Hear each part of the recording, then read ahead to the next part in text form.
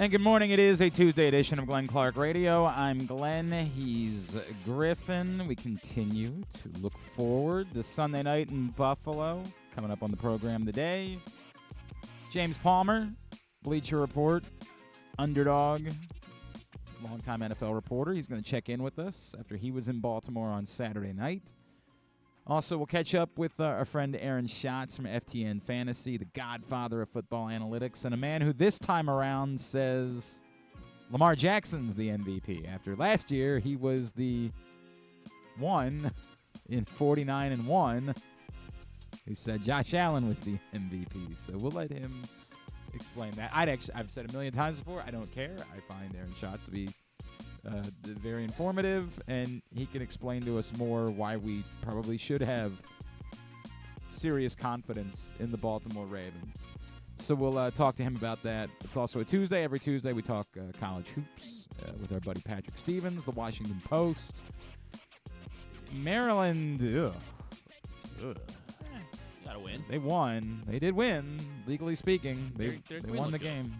Yep, Derrick Queen looked good. Yuck. I mean, it was one of those bring your own juice evenings with nobody in the building. I mean, like the people that cling to the ACC stuff. I'm like, yo, what are we doing? We're over a decade removed from this, and part of it is the nature of. It's funny because somebody will say something like, well, this would have never happened no matter who the opponent was in insert year here. And I'll be like, right, well, those Maryland teams were going to the Sweet 16 every year. There's a fan base that has no idea whether or not they can trust this Maryland team. So, yes, the circumstances then do matter. And playing a 6:30 game on a freezing Monday night against no one on campus. The students not on campus, and against a, to say it kindly, nondescript Minnesota team. You can say 0-6, yeah. You're going to get what you get. And does that impact the team? Like, do they look around like, boy, there's no energy here? Maybe. Yeah, quite possibly. Probably. Is it an excuse? No, not at all. Just a lethargic effort. I was, I'm going to talk to Patrick about it because I saw him tweet something like he thought the UCLA game was more a story of UCLA than it was Maryland, and just the reality that UCLA probably not as good as maybe a couple of their results made them out to be. Like, they did beat Gonzaga. Like, that happened. They beat Arizona at Arizona, right? That does. I think that's right. They then lost again last night at Rutgers, so it's been a bit of a brutal stretch for UCLA at the moment. Run off their own court. But then he said, is it possible that, like, just the weight of needing to beat UCLA, given what had happened in the Pacific Northwest, took a lot out of Maryland? I don't know. But they won. They figured it out. They won. That doesn't matter. And, your best players need to make plays. I got nothing. I got no cliches for you. Maryland won the game. It's important. They won the game. So we'll talk to Patrick about it a little bit later on today. Today's show is brought to you by the Best Of issue of Press Box, which is available for free at your neighborhood Royal Farms, any of the hundreds of locations around town where you find Press Box. Read it all at PressBoxOnline.com. Lamar Jackson's on the cover. He's our Mo Gabba Sports Person of the Year. Inside, we recognize the top people, performances, and moments of 2024. Go get it for free today at your neighborhood Royal Farms. And I still have, I just noticed, I still have 5 of these left, these autographed Zay Flowers photos. I'll take one, I guess. Yeah, no. Well, I mean, if you want to make a donation, that's what it's going to be. I'm going to basically say, I'll mail them out to you. Make a $25 donation, and you can have one. I'll mail it. So if you're not in the area, you got to cover. If you're not in the area, you got to cover whatever it costs us to ship it. I don't know what that is. I ran into that when I was doing the raffle stuff. I just paid for it. So that was my donation. What a nice guy. Yeah. It's what it is. I would say I was happy to do it. I'm not. I needed to clarify that ahead of time. Like, if I was shipping it, you needed to pay that. I got that bill. I was like, oh, okay then. Regret that. Anyway, but I appreciate y'all making your donations, so I'm willing to do it. That's the way we're going to do it. And I'll put something up about it today on social. But, just hit me up at Glenn Clark Radio on Twitter or email me, glennclarkradio@gmail.com, and just say, hey, I'd like one, and we'll get your address. And if you make a donation, I'm saying $25, $25 or more, please. And we'll get you an autographed Zay Flowers picture. And, hey, good news, John Harbaugh, it sounded a little bit upbeat talking about Zay Flowers yesterday. And did throw in the thing that we talked about last week, that he doesn't necessarily have to practice in order to be able to play. I had been told privately last week that Zay knew he wasn't going to practice all week, but wanted to try to get out there before the game and test it. And they just got to a place during the week where they realized that wasn't happening. Like, there's no need. I guess Adam Schefter went on Pat McAfee's show yesterday and said that he thinks that Zay Flowers has a chance to play on Sunday night. I don't know enough to know what he's basing that on. I certainly don't think that he's a doctor.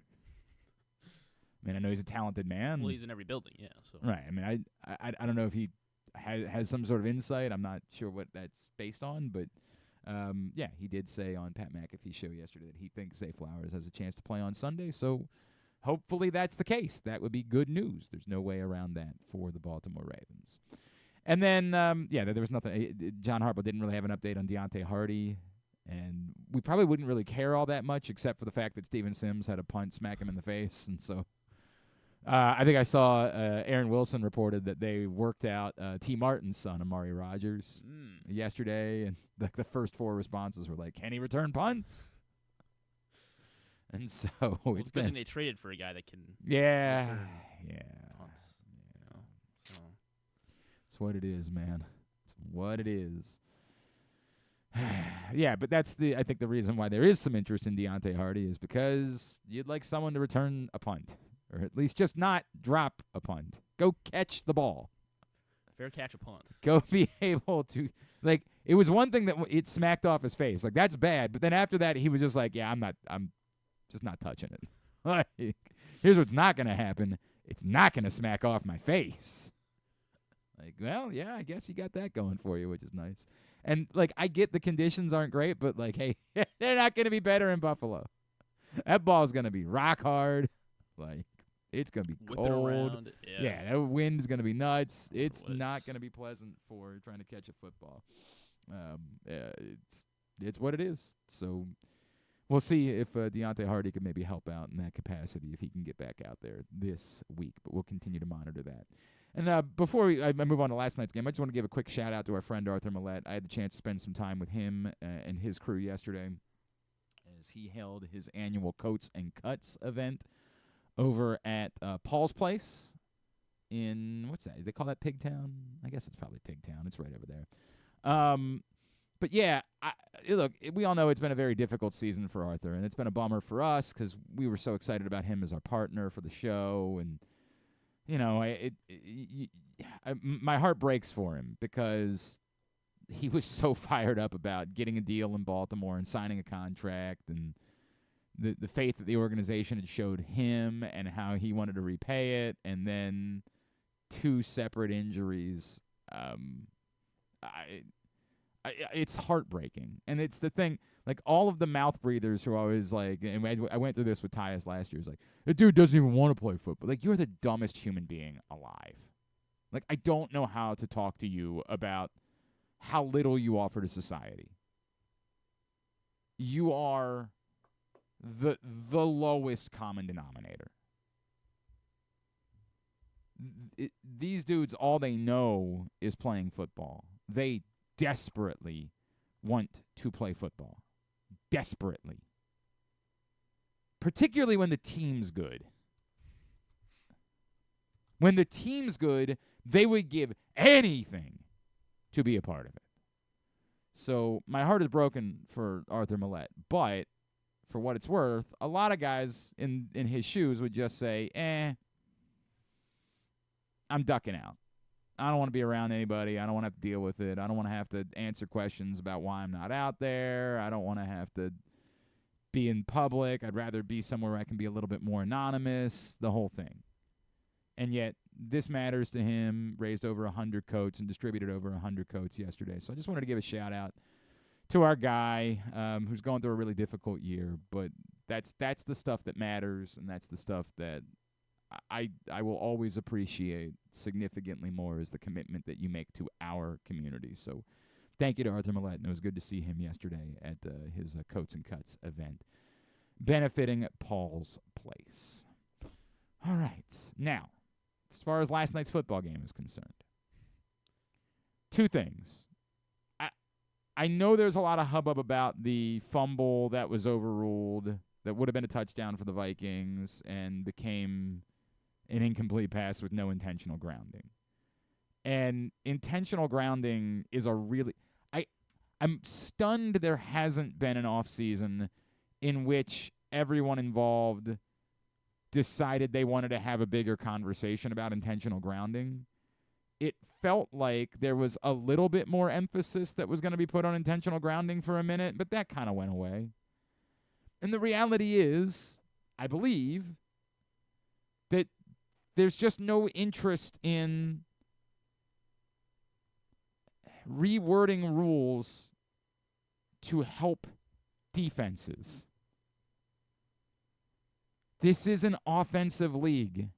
It is a fantasy football-driven league. It is a scoring-driven league. We complain about low-scoring games. We find them to be boring. The people that are in charge understand that it's a television product.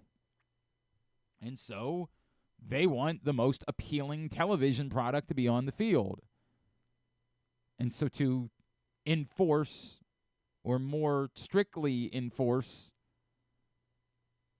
defensive policies would be,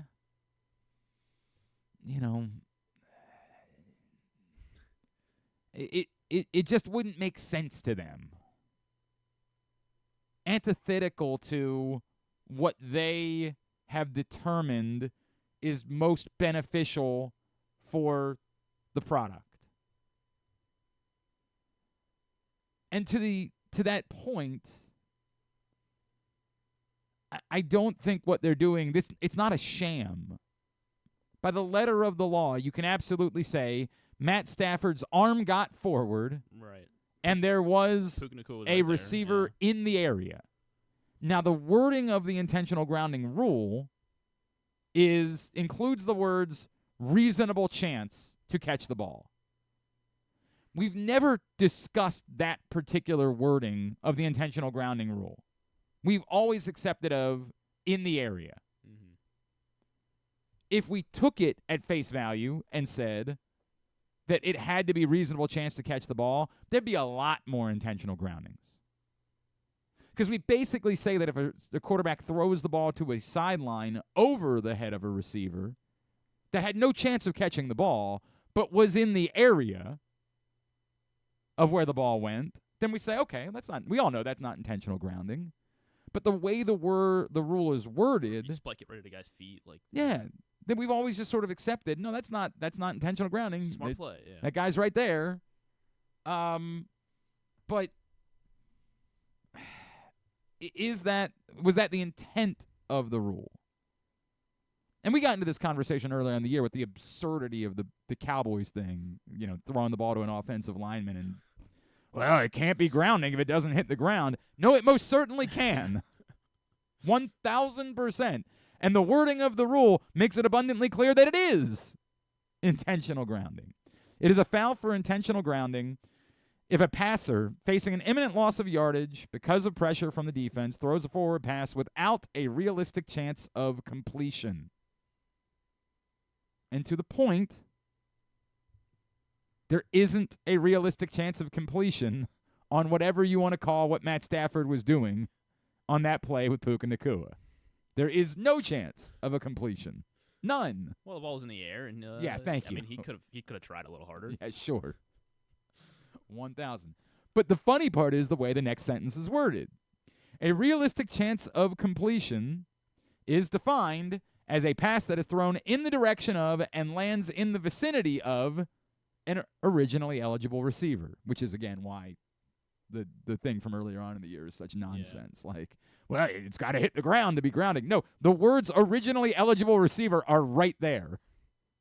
But to the point, that's the reason why we've never talked about it more, because if we throw it at someone's feet, we say, well, it's thrown in the direction of and lands in the vicinity of an originally eligible receiver. Stop there, yeah. That's true, but it doesn't meet the first.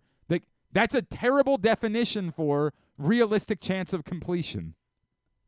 The problem is the word the rule contradicts itself. It says realistic chance of completion and then describes a scenario where there's no realistic chance of a completion. Well, if you throw it in the vicinity of someone. But we all know that if I'm standing here facing this way and the ball lands right there, there's no realistic chance of completion. There's no chance. Because we understand how physics work. But yet, was it in the vicinity? I mean, if you don't have to define vicinity, you just say the general area. Yeah. That's kind of the crazy thing about a football field. From the width of a football field, it's almost difficult for there to not be someone in the vicinity. Like, you get 5 eligible receivers on every play to cover the width of a football field. It's kind of hard for there to not be someone in the vicinity. There's even, like, more credence given whenever, like, you just, like, if you're on the wrong page with the receiver and you, like, and you throw, like, a go route and the receiver is just, ends up running a hitch or something. And, like, does that one need to be talked about a little bit more, where it's, like, clearly there's miscommunication? But yeah, like, and there's also the wording in the rule where, like, it allows for if the ball is impacted by a defender, then that can negate intentional grounding, which is kind of nuts, because that's the reason sometimes why you're trying to get rid of the ball is because you're being impacted by a defender. So you can just throw it right at the defender's head, and then. Well, no, we can just if you throw it if you're getting hit, right? If you're in the process of getting hit, and you realize you're about to be sacked, you could essentially throw the ball into the ground and say, "Well, it was impacted by the defender. My arm was hit. It would have gotten downfield to somebody." It's sort of the absurdity of the intentional grounding rule. In a fair sport, it would be more punitive. We would have more enforcement of, you're not completing a pass here. You're just trying to save yourself 8 yards, and we're not going to let you get away with that. But we don't want a fair sport. We want an offensive-minded sport. It's fun. I mean, I know you spent no time with the Manning cast. Yes, 0. I know Bill Belichick was losing his mind. I mean, he was on the same. I mean, because Peyton and Eli were like, "Yeah, it's a fumble. It's got to be a fumble. It's got to be a fumble. Mm-hmm. That should be a fumble." And then once they made the ruling, Bill was like, "You guys really thought they were going to make any sort of ruling in favor of the defense in this league?" Well, it's not about the ruling. It's about the rule. Yeah. Like the rule protect. Like the officials don't really have a choice here. Is what they're going to say. They're going to say by the letter of the law, we have to call this an incomplete pass with no grounding. We have no choice. That's what it is. His arm is coming forward enough, which is, again, that's absurd. There's got to be, and you can try to credit Matt Stafford and say, like, well, he knew what he was doing in that moment. I guess. I mean, honestly, yeah. But it's a borderline miracle. Like, yeah, the fact that you have Puka Nacua pass blocking. And it goes stretch second beyond that. If the ball gets knocked out, then it is a touchdown the other way. It's almost reckless that he's trying to do that. The benefit is not really worth the risk in that moment. What would it have been, a loss of 9-10 yards, something like that? I don't remember. Probably would have been at least 10. Yeah. It's not worth the risk of it could well have been a touchdown, or if it had been just a little bit closer, it might not have been reversed, even if he was trying to come forward. You know what I mean? Like, there's so much risk involved that I can't call it brilliant or smart by Matt Stafford. I think he's lucky, extraordinarily lucky in that moment. But I would love for the league to consider more strict enforcement of intentional grounding, rewriting this in. Well, they probably will rewrite it. They're just going to take out that last sentence where it's like a reasonable chance to catch. And Get rid of that. That's no the thing. that I would prefer that they would emphasize that part of it and get rid of the vicinity. Like that, make that the definition. Was there a reasonable chance that this ball could have been caught? No. Intentional grounding. Get rid of the vicinity, because that saves. You're not trying to make a completed pass. You're trying to avoid intentional grounding. Get rid of that part of it, of the sport, of throws that just avoid intentional grounding. But are they going to do that? No. They're not going to do that, because it would benefit the wrong side of the ball. And that's just the reality of the circumstances. And it's why nothing about what happened can really be argued. The rule, I don't want to say the rule stinks. Yeah, go ahead. Because you are getting the benefit of a sack. Like, it's not just supposed to be easy. This isn't supposed to be Brett Favre laying down and pissing off Mark Gastineau in the process. Like, it's supposed to be hard to get a sack. A quarterback should be able to get rid of the ball, but the intent of the rule should be that you are attempting to complete a pass. And that is most certainly not what happened last night, and it's most certainly not what happens all of the time in football. And for everybody that screams about here's the trade I would make. For everybody that screams about the fumble through the end zone is like, well, we just need one rule that benefits defense. Well, how about we get rid of that nonsense, that cockamamie thing, and instead we fix intentional grounding so that you can't just get bailed out by throwing the ball in the general vicinity of someone. By dropping the ball forward. Correct. How about that's the thing that benefits defense now, is that you actually have to be attempting to complete a pass. Are they going to do it? Not a chance in hell. Not a chance in hell. It's really why it's a miracle that the fumble through the end zone rule still exists, is because they haven't at some point recognized, wait, this benefits defense. No! We're not doing it any longer. As far as the game's concerned, I've said for a long time I think the Rams are dangerous, and they looked more dangerous last night than they had, frankly, kind of down the stretch in the regular season, where their offense looked a little bit lost. They looked better offensively last night. Now, that was aided, obviously, by some huge defensive plays. And that Sam Darnold being Sam Darnold as well. We can talk about that. And part of why I was coming around on the Rams, remember, I went bullish on the Rams in this print issue of Press Box and said, throw some money on the Rams to win the NFC. I mean, the way the way these teams that won like this week were dominating in the trenches, it does feel like whoever wins this Rams-Eagles game has a really I don't know. I don't want to be disrespectful of the Lions. I guess it just feels like that shoe's going to drop with the Lions at some point, right? It does. It just feels like they're not going to be able to constantly overcome. But the Rams they're not clicking so much offensively that I'm confident they can take advantage of it. I don't even really like them this week, truth be told. I think they can win. I don't think they will win, right? Like, it's sort of the way that I feel about them. But I'm not stunned by that whatsoever, because if Jalen Hurts only throws one pass to A.J. Brown again, like, then I mean, he does that a lot. Like, that's not new. There's just not a connection there. It's a very weird bit. And part of it is Jalen Hurts isn't very good. He's good enough. Like, that's what they've got. They're the team that's been able to say, we'll pay a quarterback to be good enough and then try to build as much as we can around him.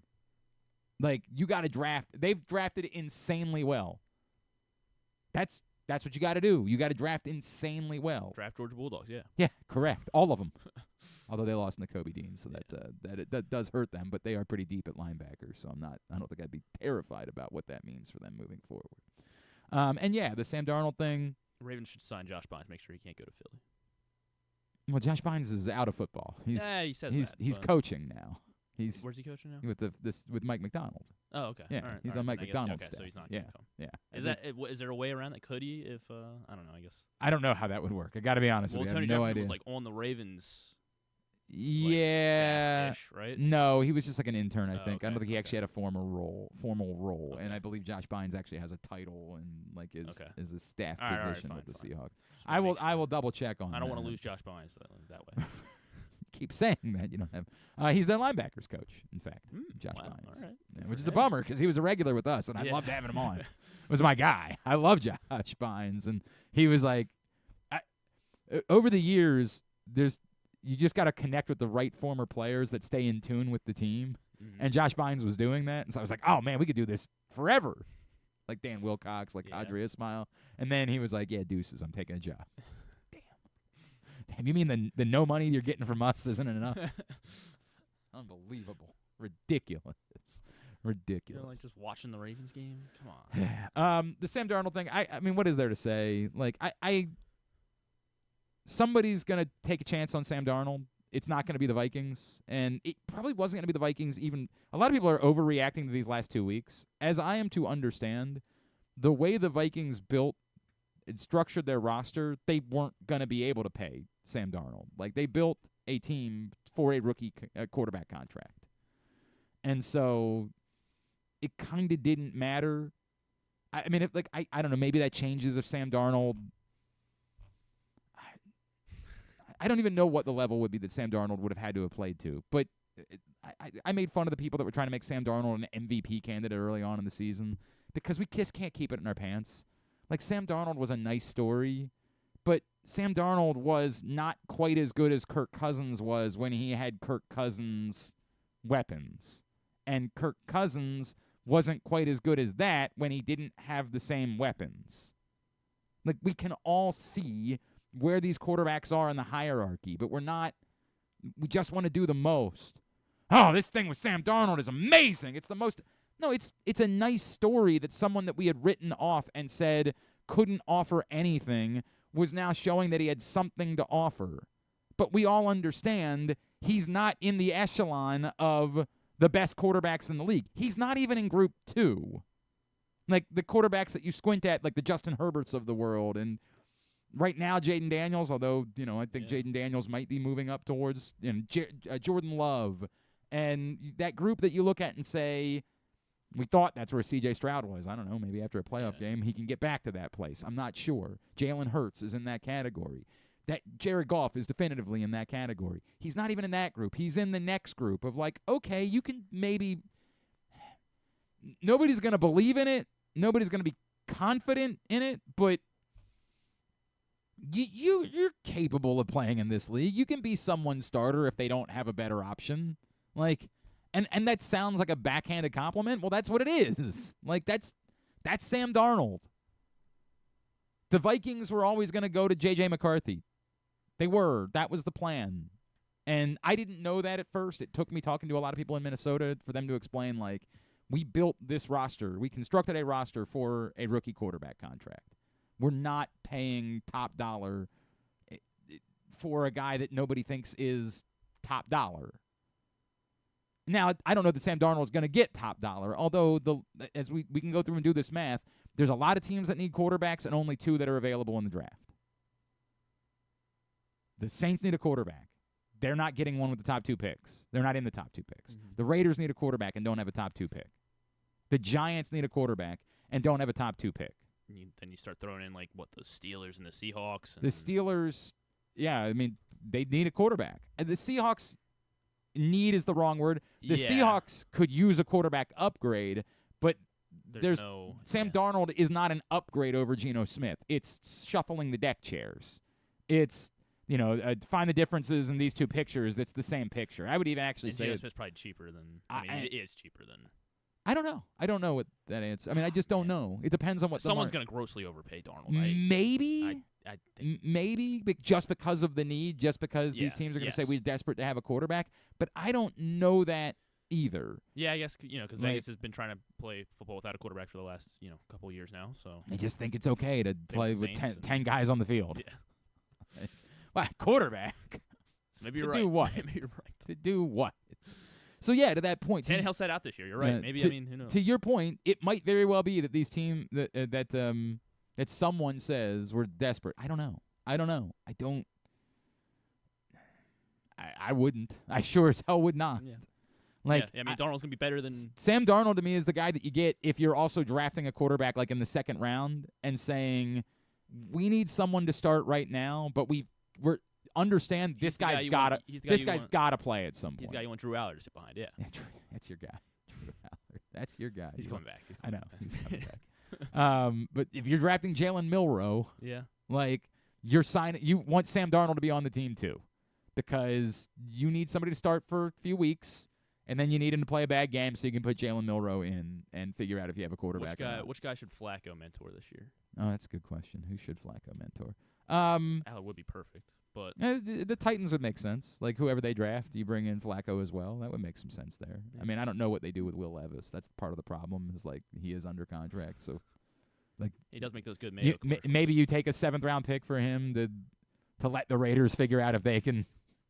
God, what a dumpster fire. The Mike McCarthy thing, I don't want to say surprising because the Cowboys are a circus, but as was pointed out by a lot of people, the insanity of what they did and not being able to talk to anybody else's coordinators that are in the playoffs. Like, that's the crazy part. Now, I get it. This is the NFL, and you could probably – there's probably a lot of things that you can do and just hope that you don't get caught tampering, but I don't know. Maybe the NFL would particularly enjoy the sport of making – an example out of the Dallas Cowboys, so just keep that in mind. The Deion stuff, as was pointed out by a lot of people in Dallas, it's fun to think about, not because you think that like Deion Sanders would be a great NFL coach, but because it would be entertaining. It would just be fun. But then you're reminded that like Jerry Jones does not pay money he's not buying somebody out. He doesn't buy out his own coaches. He won't like pay to make a coach go away when they fail. He doesn't do it. And every Cowboys reporter reminded the entire nation of that last night. Like this sounds cool, but Jerry Jones actually doing this, very unlikely. Because I think it's an $8 million buyout from Colorado. That's nothing to Jerry. You say that, but he just doesn't. He has literally zero history of ever doing that, which doesn't mean it's impossible, but like it would be unprecedented for Jerry Jones to spend any money on something besides the actual coach's contract. Like he forces coaches to finish out their contract and won't buy them out of their contracts. It's because he saw Jason Garrett as like a son, you know. So yes, that's the reason. And what about Dave Campo? Probably similar. Anyway, Mike McCarthy interviewing with the Bears.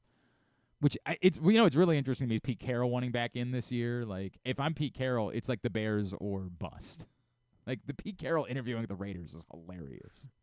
Dog, what are you doing? He just wants to coach. Because I can recognize the purgatory of being. That's the thing I've talked about in Seattle. Like when you realize. Did he get Russell Wilson his first year there, or he was already in Seattle a few years? I believe he was already in Seattle, but now I got to think about that. Yeah. I don't remember. Russell Wilson was 12, right? Yeah. He was 12. He was RG3 and. Yeah, and Andrew Luck.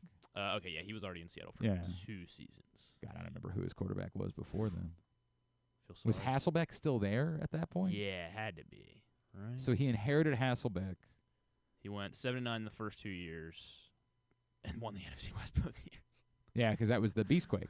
That was the famous Marshawn Lynch playoff run. Was that with Hasselbeck? It had to be, right? Let's see. Hold on.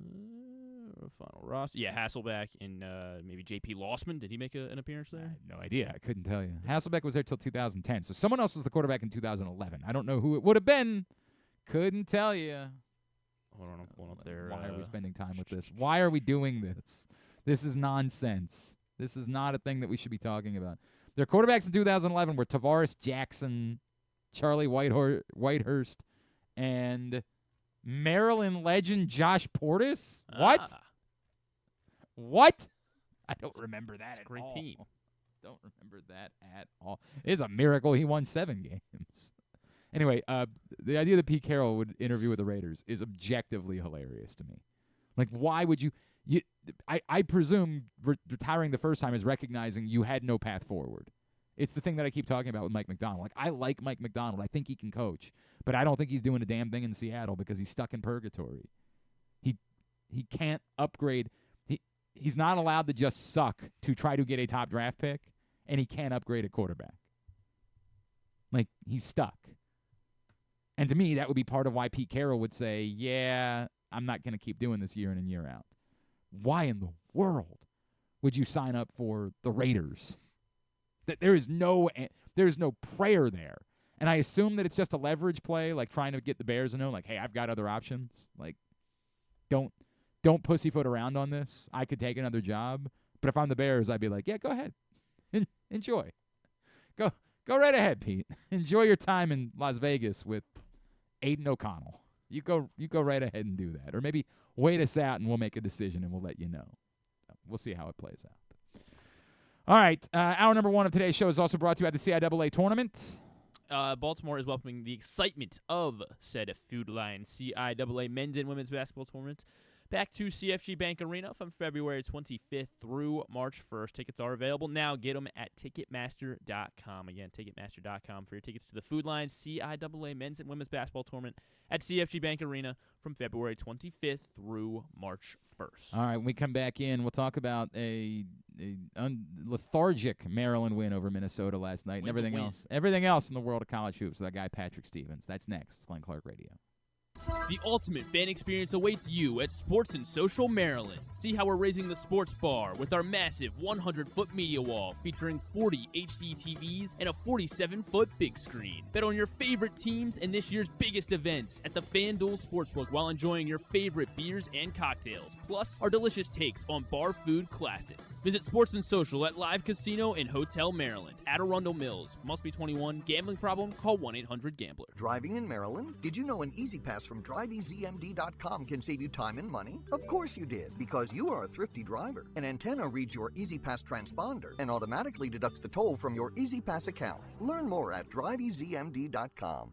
PressBox's Project Game Day is the place to be after every game this season. Join Glenn Clark, Rita Hubbard, Super Bowl 35 champion Femi Ayanbadejo, and our cast of regulars as they break down what happened, why it mattered, and what it means moving forward. You can watch the show at PressBoxOnline.com/GameDay or PressBox's Facebook and YouTube pages. Project Game Day is brought to you by the Green Turtle Sportsbook in Towson and Canton, Easy Pass, and HelpMyGamblingProblem.org. So join us for Project Game Day after every game day this football season at PressBoxOnline.com/GameDay.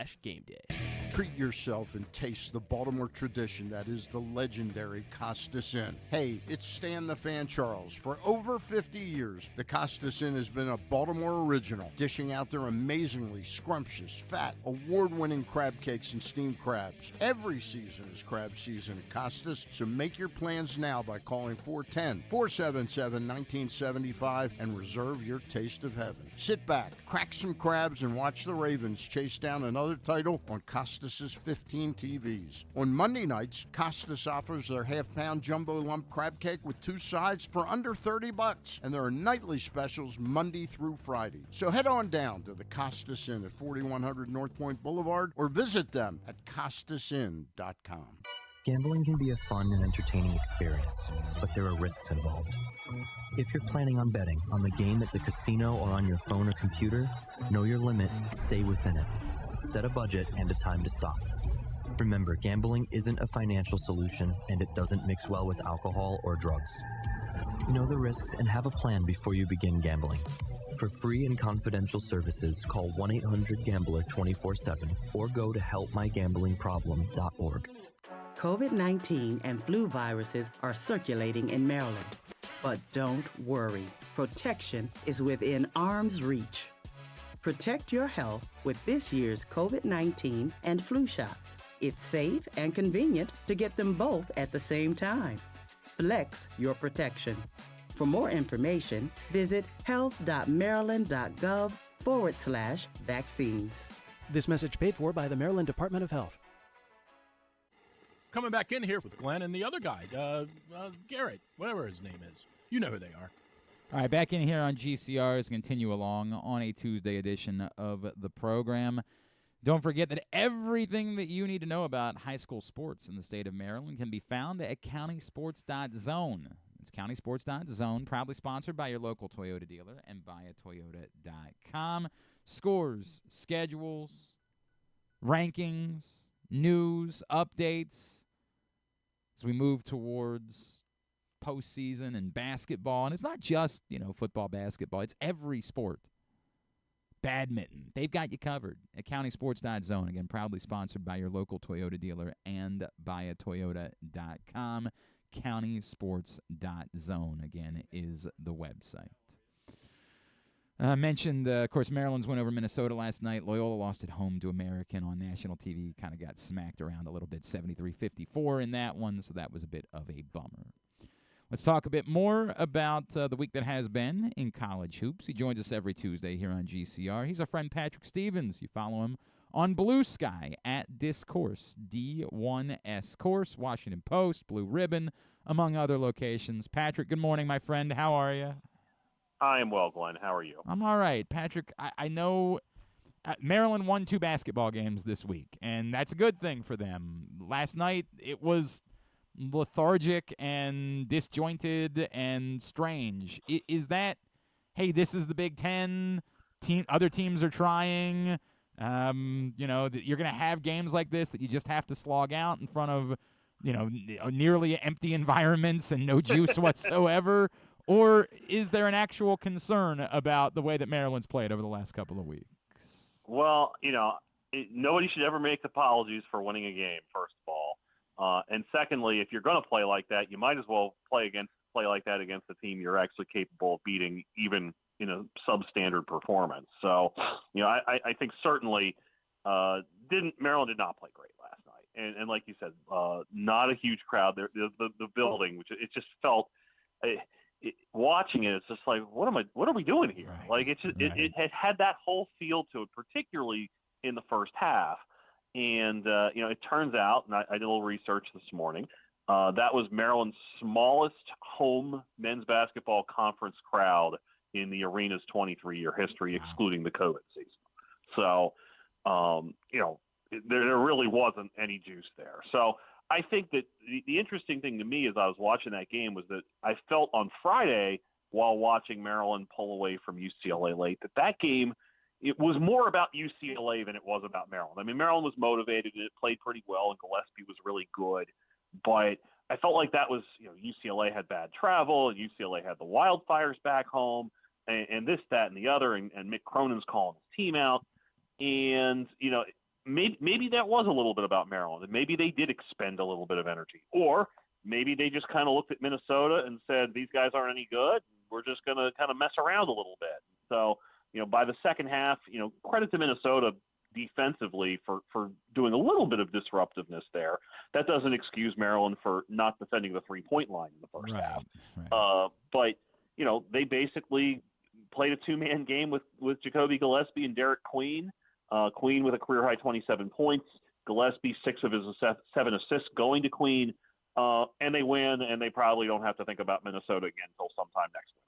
So it's funny, the thing that you and I talked about last week about what this stretch was going to mean for Maryland, in a strange way, I feel like this next game almost fits the bill, which is if you want to get to that higher echelon, you're going to have to win games on the road in the conference at some point. And this one reeks of prove that you can beat a team that you should be better than on the road at Northwestern, but that's going to make your life difficult in the it's not just going to be you show up and you win at Northwestern. They're gonna slog. They're gonna try to get you to play in the muck. You got to prove that you can go win some games on the road at some point. Yeah, and I mean this is the Kevin Willard story to this point in his tenure. The Terps are 17-16 in conference home games under him. They are 4-19 in conference road games. Yeah. So you're 100% right. You got to go win some on the road. And I mean, there's certainly opportunities, right? They go to Indiana at the end of the month, and that's not a team that's particularly special. They go to Ohio State, a team that they clobbered the first time around. I can sit here and say they go to Penn State, but we all know that they'll find never win. Maryland finds a way to lose that game, Ever no matter how good it is. Right. So I mean, those are there, and there's obviously better teams that they visit, like Illinois, Michigan. But you got to do something away in a true road environment. And I mean, at this point, Maryland's 2 victories away from home are Villanova by a point on a neutral court, and Syracuse, who isn't very good, by a lot on a neutral court. So that to me is kind of a missing element of their profile, which is why they probably belong closer to a 9 seed right now than maybe the 6 or 7 some folks would think that they should be at this point. So I agree. I think that it's a very telling moment coming up on Thursday night as they head out to Evanston. take on a Northwestern team that it has had a couple decent games. They beat Illinois at home earlier this season in overtime, but they've also lost 3 games in a row. And there's probably some desperation. There's also probably a question of, like, how good are these guys really at this point as they head into the second quarter of their conference season. It's very fair. Patrick Stevens is with us here on GCR. Patrick, a really wild victory for Towson on the road on Saturday. And, we keep waiting for things to kind of be put together. I don't know that becomes like a galvanizing moment for them, but I always wanted to see a term for a game that you win like that when the math says there's no way that you should be winning this game. That's the kind of game where you say you get on the bus as quickly as possible before they decide to take it away from you. Right.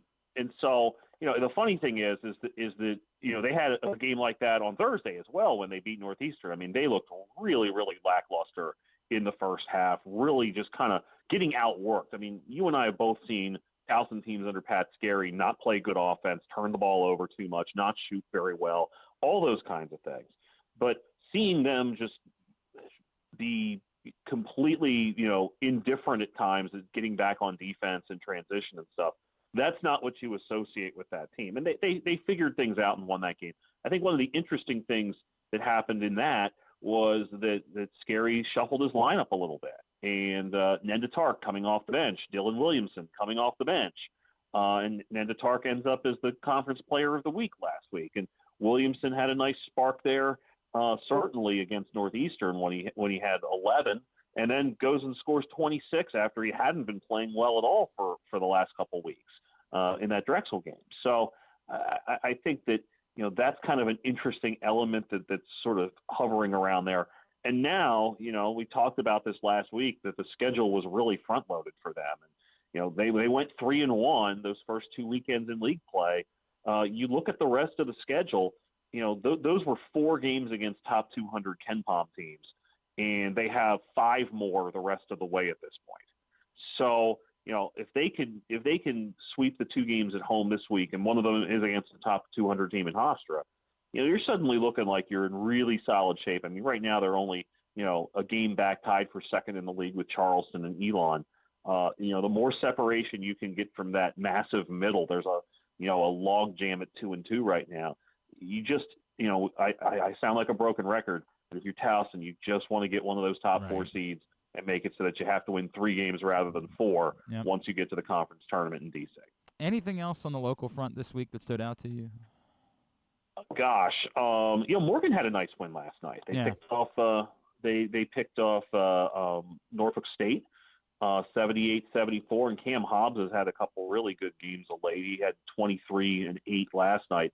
And another team I'll give a nod to, Mount St. Mary's, is now 6 games over 500 overall for the first time since late in the 2008-09 season. They won on Sunday on Dola Adebayo's buzzer beater. Even though Dallas Hobbs is still out, even though they played the second half last week this game without Terrell Ard. Weird game where they forced 14 turnovers in the first half. They were up 9, give up an 18-0 run, scrap back into it, and then win at the buzzer. So Mount St. Mary's, we were talking. Remember we were talking about can they make that conference tournament with that top 10 cutoff? And right now they're sitting in 4th place, 2 games clear of 5th place. And they are a quarter of the way through their conference schedule. So nothing guaranteed, but the Mount finds itself in really good shape at 11-5 overall. Let's talk about a couple of national storylines. New number 1 with Tennessee getting throttled last week. And Auburn becomes the new number 1 team in the country. I know whenever I ask you, like, hey, is somebody definitively number 1, you always tell me, yeah, who knows? Like we'll get back to that next week. But do we know enough about the SEC to know that there is separation among conferences, that the SEC is top dog among conferences at this point? Well, let me tell you. Let me give you the winning percentages in non-conference play of the 5 power conferences. The SEC had an 889 winning percentage. It went 185 and 23. Yeah. The Big Ten at 812. The Big 12 at 761. The Big East at 694, and the ACC at 652. So I think it's fair to say that based on non-conference performance, that the SEC created a fair bit of separation, particularly, in that ACC challenge going 14-2 in that thing. Right. But overall, I mean, the SEC teams averaged about 1.5 losses per team in non-conference play. As a comparison, the Big 12 was about 2.5. The Big 10 was about 2. The Big East about 3.5. The ACC was bordering on about 4.5. So, not just, there's obviously some easy games that are in there, but everybody plays those to some extent or another. And the SEC obviously did great work, and as a result, they're at kind of a head start. I mean, when you look at the net rankings, you're and sifting things into quads, quad 1 and quad 2. Like right now, every league has double the number of opportunities, right? You can get one of your league opponents at home or on the road. So in the SEC, there's 16 teams. There's 32 different kinds of wins you can get. All but one of them are quad 1 or quad 2 games right now. The only one is if you beat South Carolina at home, that's a quad 3. But basically, every time you roll the ball out in the SEC, there's a chance to get a valuable victory for your resume. And there's a 3 in 4 chance that it's going to be a quad 1 game. Right. Is it going to stay that way as everybody beats up on each other? Probably not, but it's certainly not going to get so reeled in that it's going to become a weaker situation than anywhere else.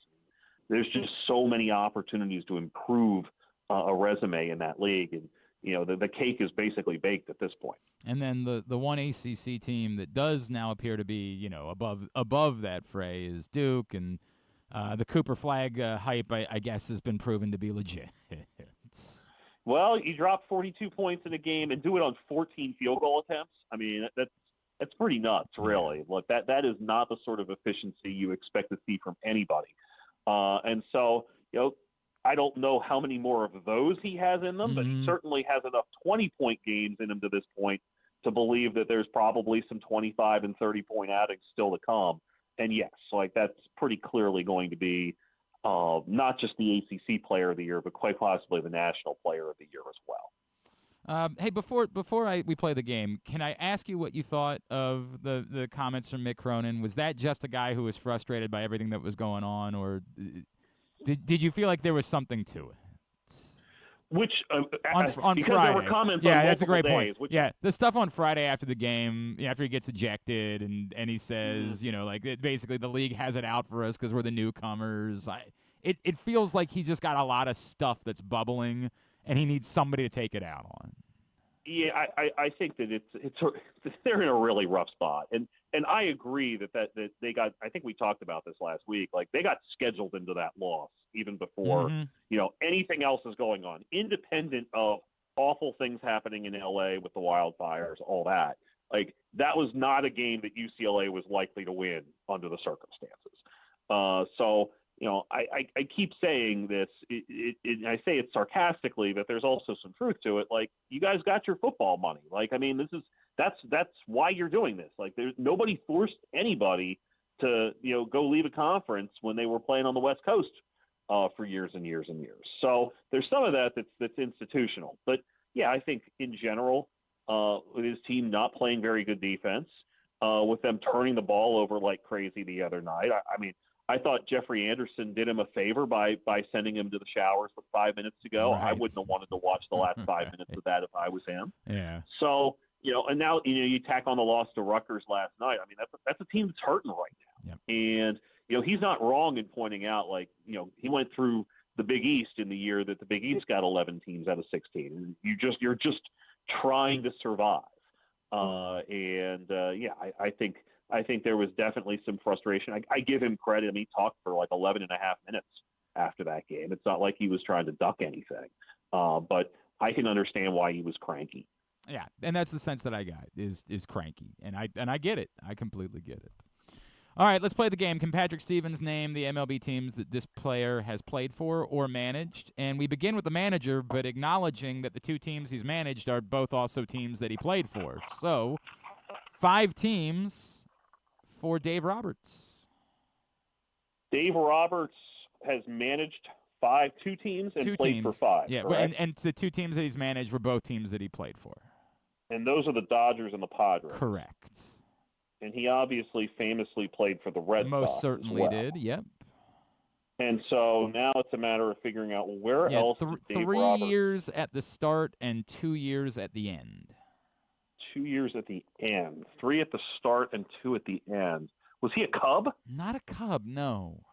Not a Cub, okay. And was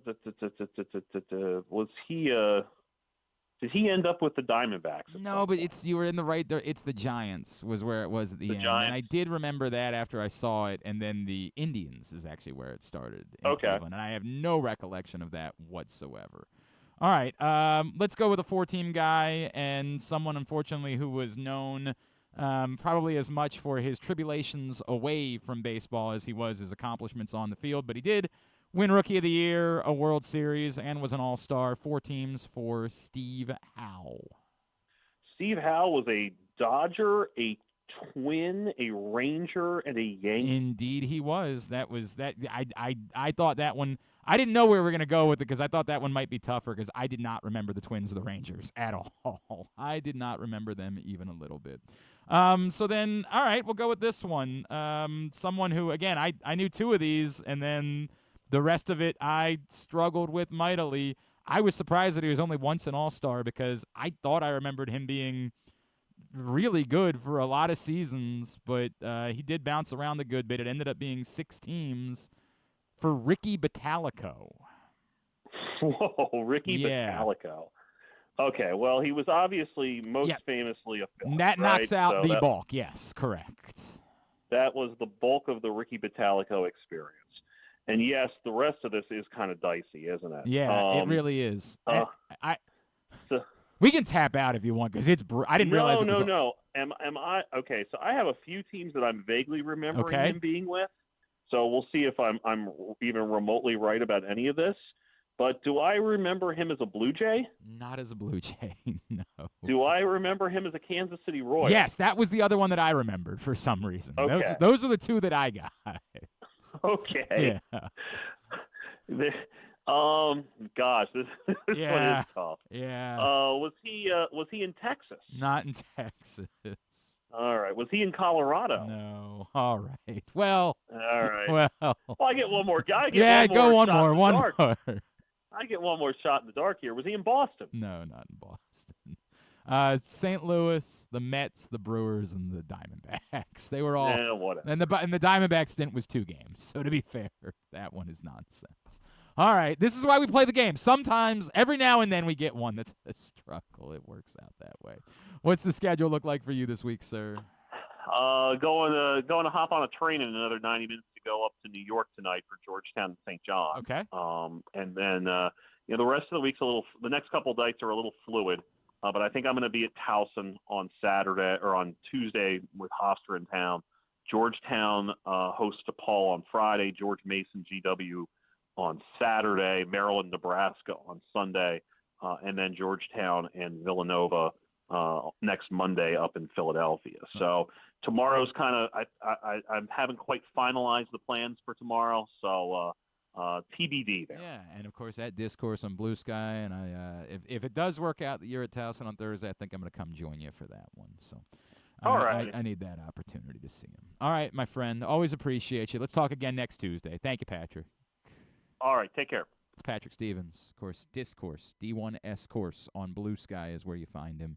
And he's headed up to New York doing stuff for the Post, obviously, the Washington Post. So check him out there as well.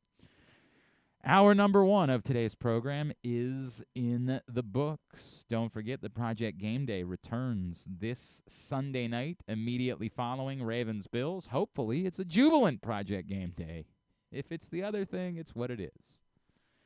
Myself, Rita, Super Bowl 35 champion, Femi Imbedejo, KZ, Stetka, and you never know who's popping in. You could get a cameo from the mayor like there was this week. You just never know who's joining the program. Griffin, so I'm kind of surprised that we haven't done better with the young women, but, we'll work on that.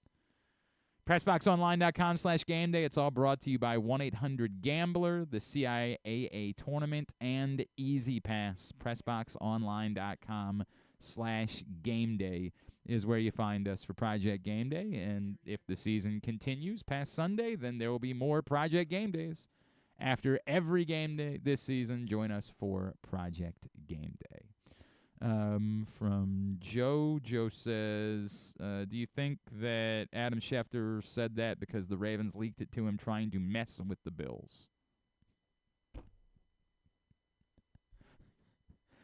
No. Yes. I don't think that. I don't, man, I'm not even going to try to. I don't know. It's bizarre because I actually kind of get asking the question, but I think that we've all known. I mean, everything that everybody said after the injury lined up with, hey, the first week might be tough, but this week seems more likely. And they don't know. That's my guess, is they don't know. They're going to see where it goes this week, and there is a chance.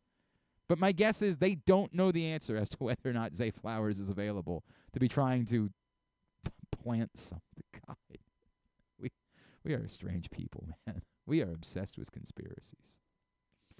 All right, joining us now here on GCR, let's talk a little bit more about the Ravens and how really good they've been since about the midway point of the season. And we'll also talk a little bit about the MVP discussion as he's on the other side of where he was a year ago. Joining us now, our friend from FTN Fantasy. He is like the godfather of football analytics. He is our friend, Mr. Aaron Schatz, and he's back with us on GCR.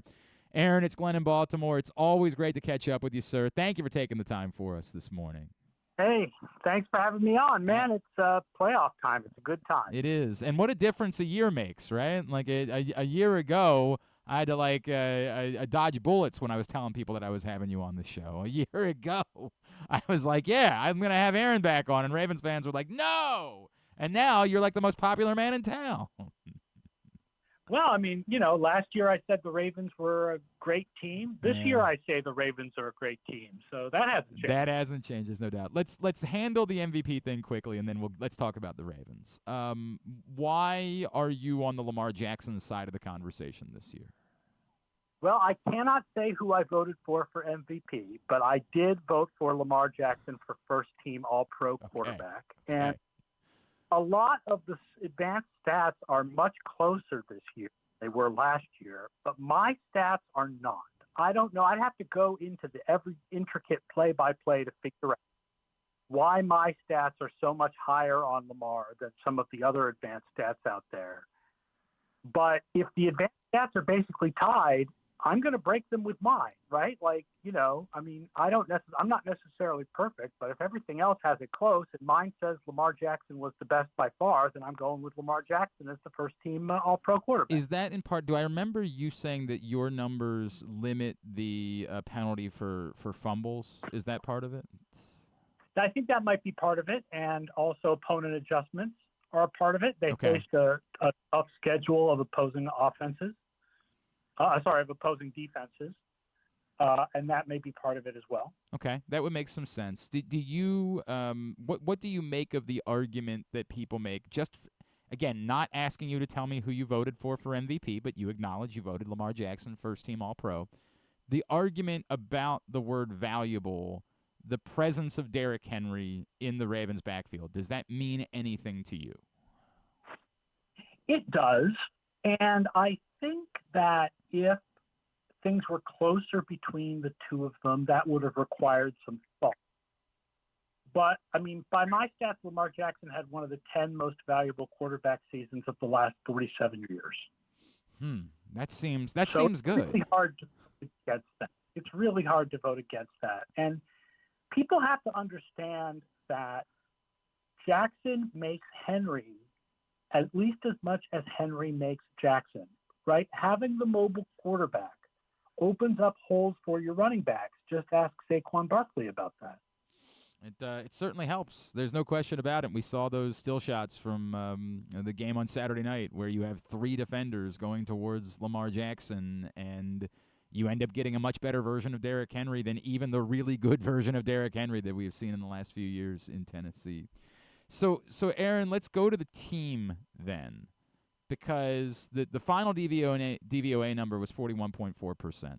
How much did the in-season turnaround of the Ravens defense lift them and make them a more credible top DVOA and one of the more impressive DVOAs in football history team?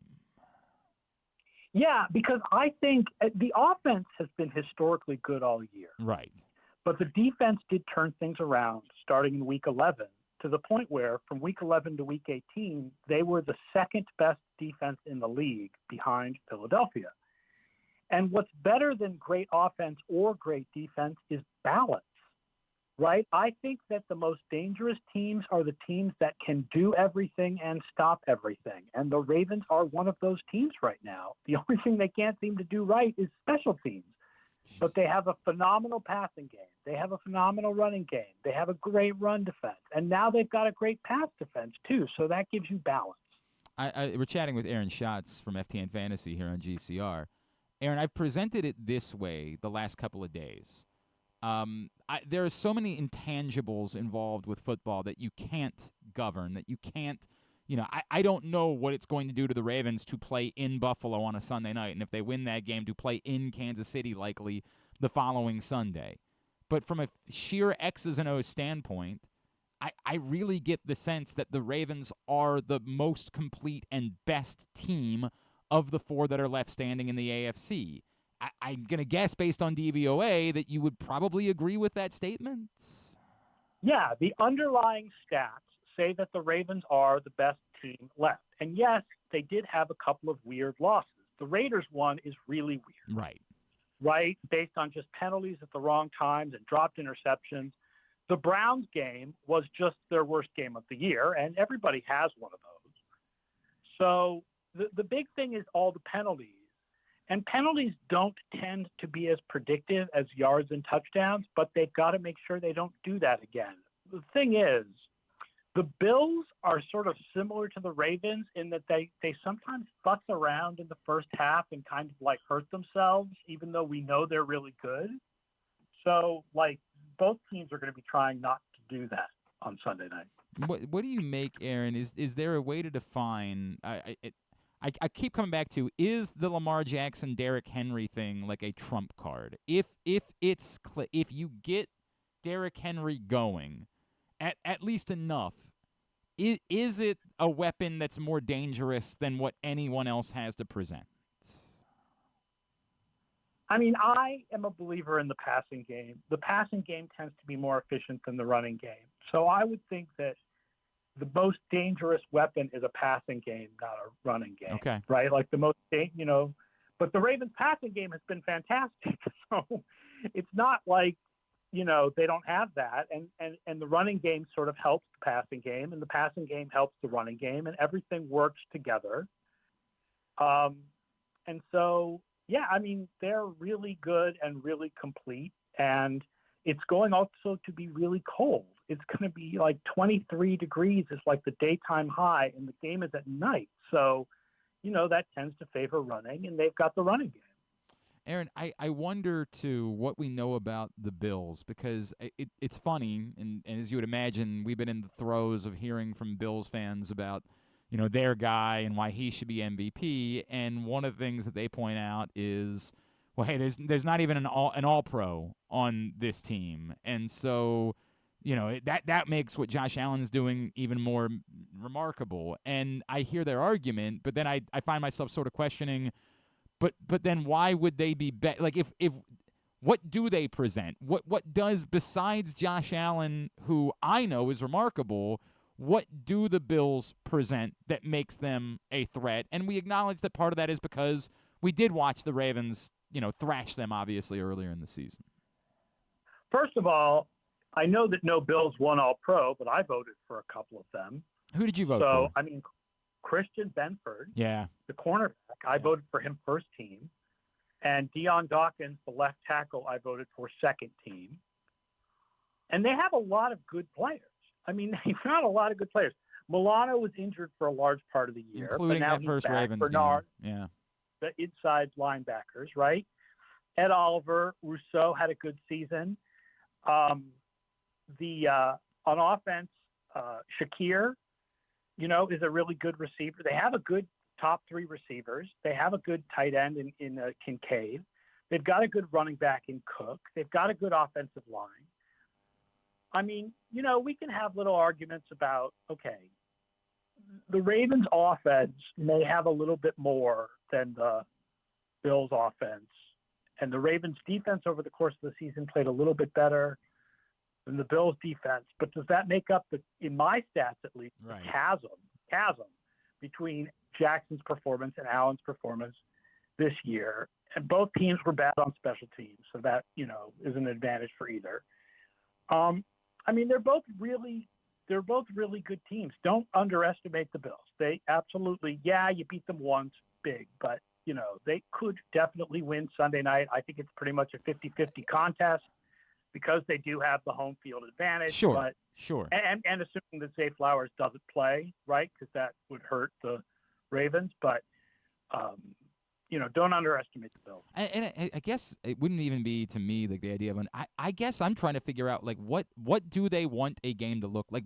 I think we know in Baltimore that what we saw last week, whether Zay Flowers is on the field or not, like this was what they were building for. Like, this is what they wanted to be come January. They wanted to just run at you. What did Charlie Kohler say? You know what we're doing. Your mom knows what we're doing, but we're just going to do it anyway.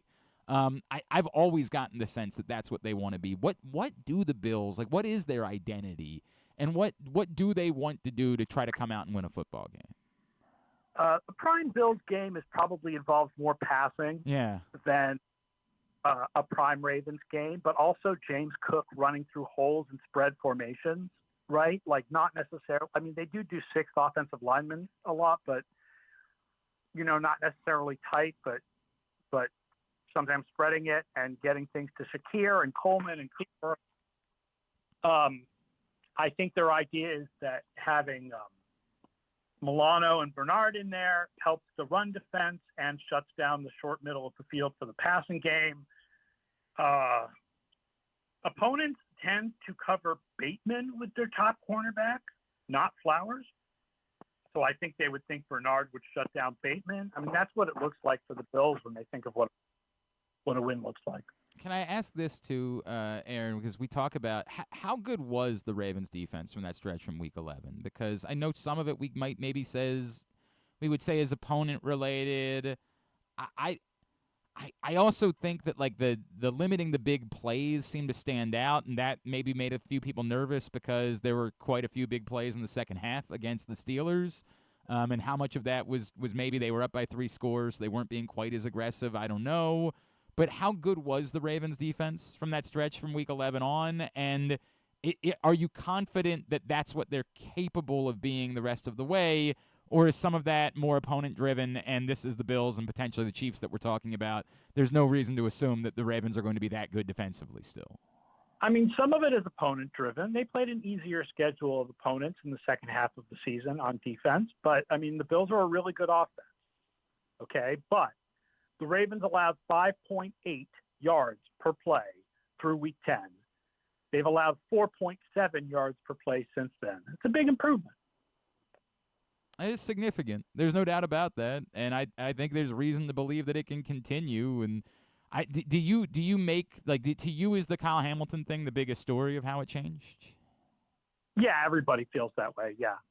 And I like, it's significant. There's no doubt about it, and it's crazy. If that was going to be the case, maybe you would have liked to have seen them do that earlier. Hey, on the other side, Aaron, who's the best team left in the NFC at this point? It's an interesting question. The question is, how much do you adjust for the defensive injuries in Detroit? Right. Okay? Because they got Anzalone back, and that seemed to improve their defense dramatically against Minnesota. But was that just one game, or is it really like he solves all the problems? If you think he solves all the problems, then Detroit is the best team left. If you think they still have problems because of all the defensive guys that are out, then Philadelphia is the best team left. And does losing Nakobe Dean impact them significantly? A little bit, but they still have Zach Bond, right? So they're still good at the position. You don't want to lose guys at all at this point, but I don't think he drives their defense. I think he more is there to make plays when other guys drive their defense. Right, Bond and Jalen Carter and the secondary, drive the defense. At A Schatz NFL, of course, is how you follow him. And Aaron, what can we plug for you and for FTN Fantasy? We've got our Stats Hub with tons of stats. We've got DVOA previews coming up on Thursday and Friday for all this weekend's games. People just go to ftnfantasy.com/DVOA for all of my content. Aaron, always appreciate you, man. Let's talk again real soon. Thanks for doing this morning. All right, have a good day. Aaron Schatz with us here on GCR. Appreciate him taking the time for us, as always. If you missed it yesterday, by the way, there was a report going around that Patrick Queen played through the flu on Saturday night. And yeah. All right, easy. Don't read ahead. Chill. And there's the twofold of this is, and again, I just was talking about how we're obsessed with conspiracies. The first group of conspiracies are, his agent told you to say that because right. Patrick Queen looked like he had tapped out on and apparently when he was asked about the Derrick Henry touchdown run, he just said he didn't want to talk about it.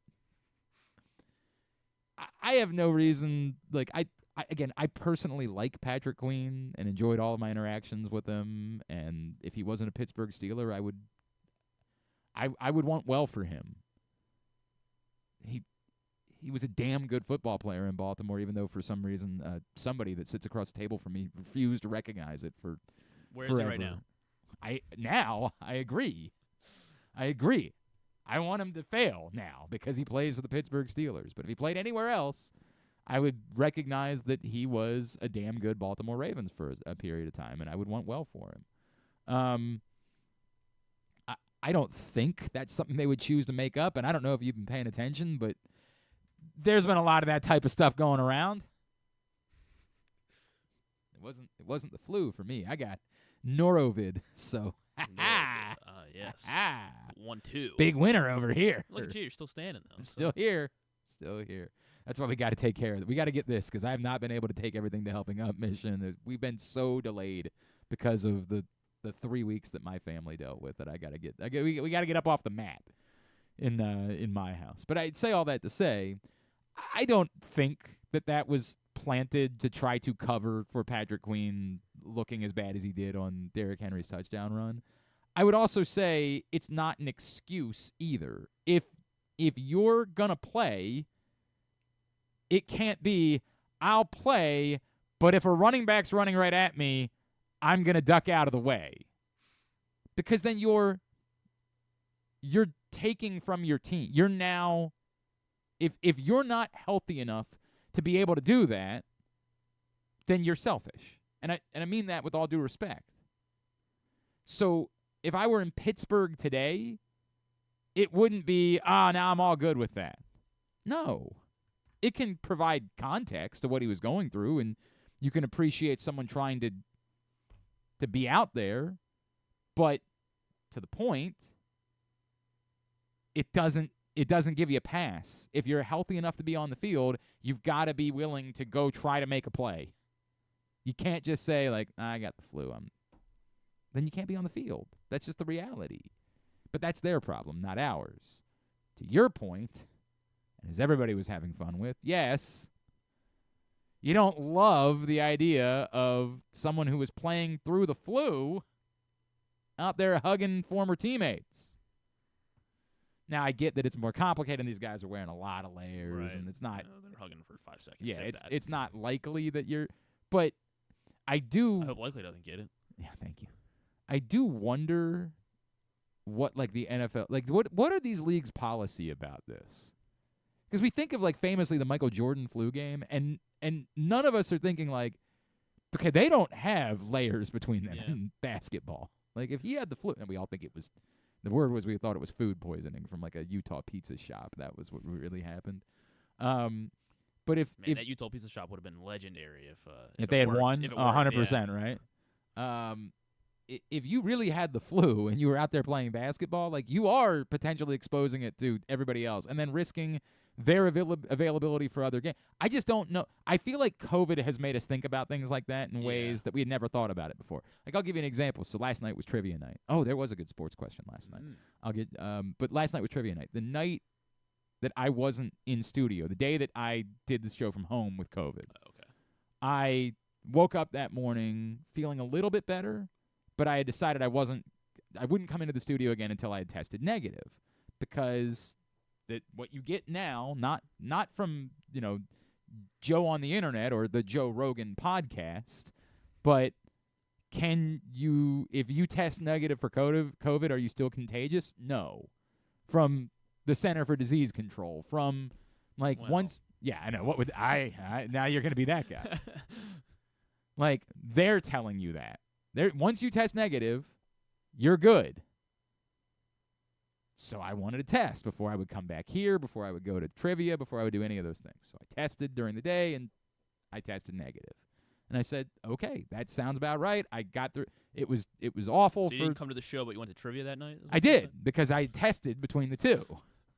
If I had woken up that morning with enough time to test, then I probably would have done the show. I don't know, or maybe I don't know what the timing would have been. On Sunday, I did not feel good. That was the other thing too. If you have symptoms, it negates the test, right? And like, if you're symptom free and you test negative, and by Monday, on Sunday I had symptoms, so that's why I said I'm not going to come and do the show, right? Like, I still have symptoms. I'm not gonna continue to expose people to that. But by Monday morning, I woke up. I was like, I don't know, I'm feeling good, feeling better. Although I'll tell you, I was still run down for a few days after that, just not with the cough or any of the symptoms that they tell you to look for. I was just still run down. But that's the idea. But then I, tell everybody, hey, it's up to you. I tested negative, and if you want me to join you for trivia, I can join you. If you don't, I understand.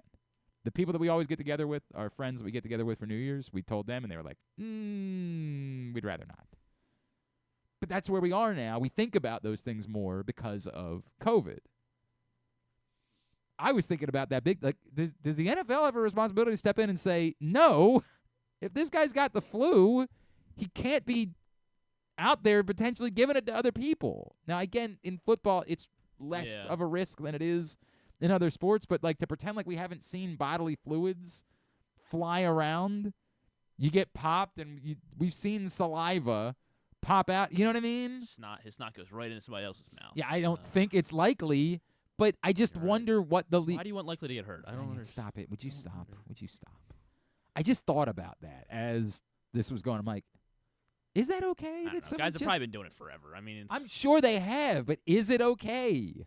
I don't know. I don't have that answer. These guys are in the best conditions. Again, it's easy to say, well, that's their call. Like, yeah, I mean, for them. But should they know? Are you saying should they know, like, going into the game, or like? Yeah, it should. I don't know. Yeah, I don't know what the answer is to this, because I'm not a doctor. And you tell the other team vote. We don't want Patrick Quinn to play because we don't want to get sick. So that's why we don't want him to play. Sorry, just can't have him out there because we'd be at risk. Then next week the Ravens say, "Hey guys, Brandon Stevens has the flu," and the Bills are like, I think we'll take our chances. It's okay. I think it's all right. Go ahead. But you said Lamar Jackson had a 99 fever. That's not gonna work. I don't know what the word. I don't know how you handle that. I have no idea. Because I was feeling some of what everybody else was feeling yesterday. Like, I don't love the image of him hugging Lamar Jackson. I would prefer we not share. That was also the truth. Like, Ian Rappaport, that was like the picture that he posted when he shared the news, was the picture of Patrick Queen hugging Lamar Jackson. You're like, all right, Chief. All right, I see what you're doing. We start doing temperature checks for everyone going into do temperature running onto the field. Sure. That's going to be the answer. All right, let's do 5 plays quickly. We'll do that, and we're still going to talk to James Palmer before today is up. Don't forget, Stan the Fan got back in action last week, and if you missed him, Ross and Luke getting together to discuss where the Orioles are. Still the better part of still the better part of 3 months away from opening day. 2.5, I guess, at this point. 2.5 months from opening day. You can find that at facebook.com/PressBoxSports, youtube.com/PressBoxOnline, or PressBoxOnline.com/video. As always, Stan shows brought to you by the Costas Inn. I hated this one this particular episode of 5 Plays I hated because I didn't want it to just be the touchdown. I hate it when it's just the touchdowns. I hate that. But we'll get to it. Unfortunately, the volatility of these touchdowns made it kind of difficult to avoid.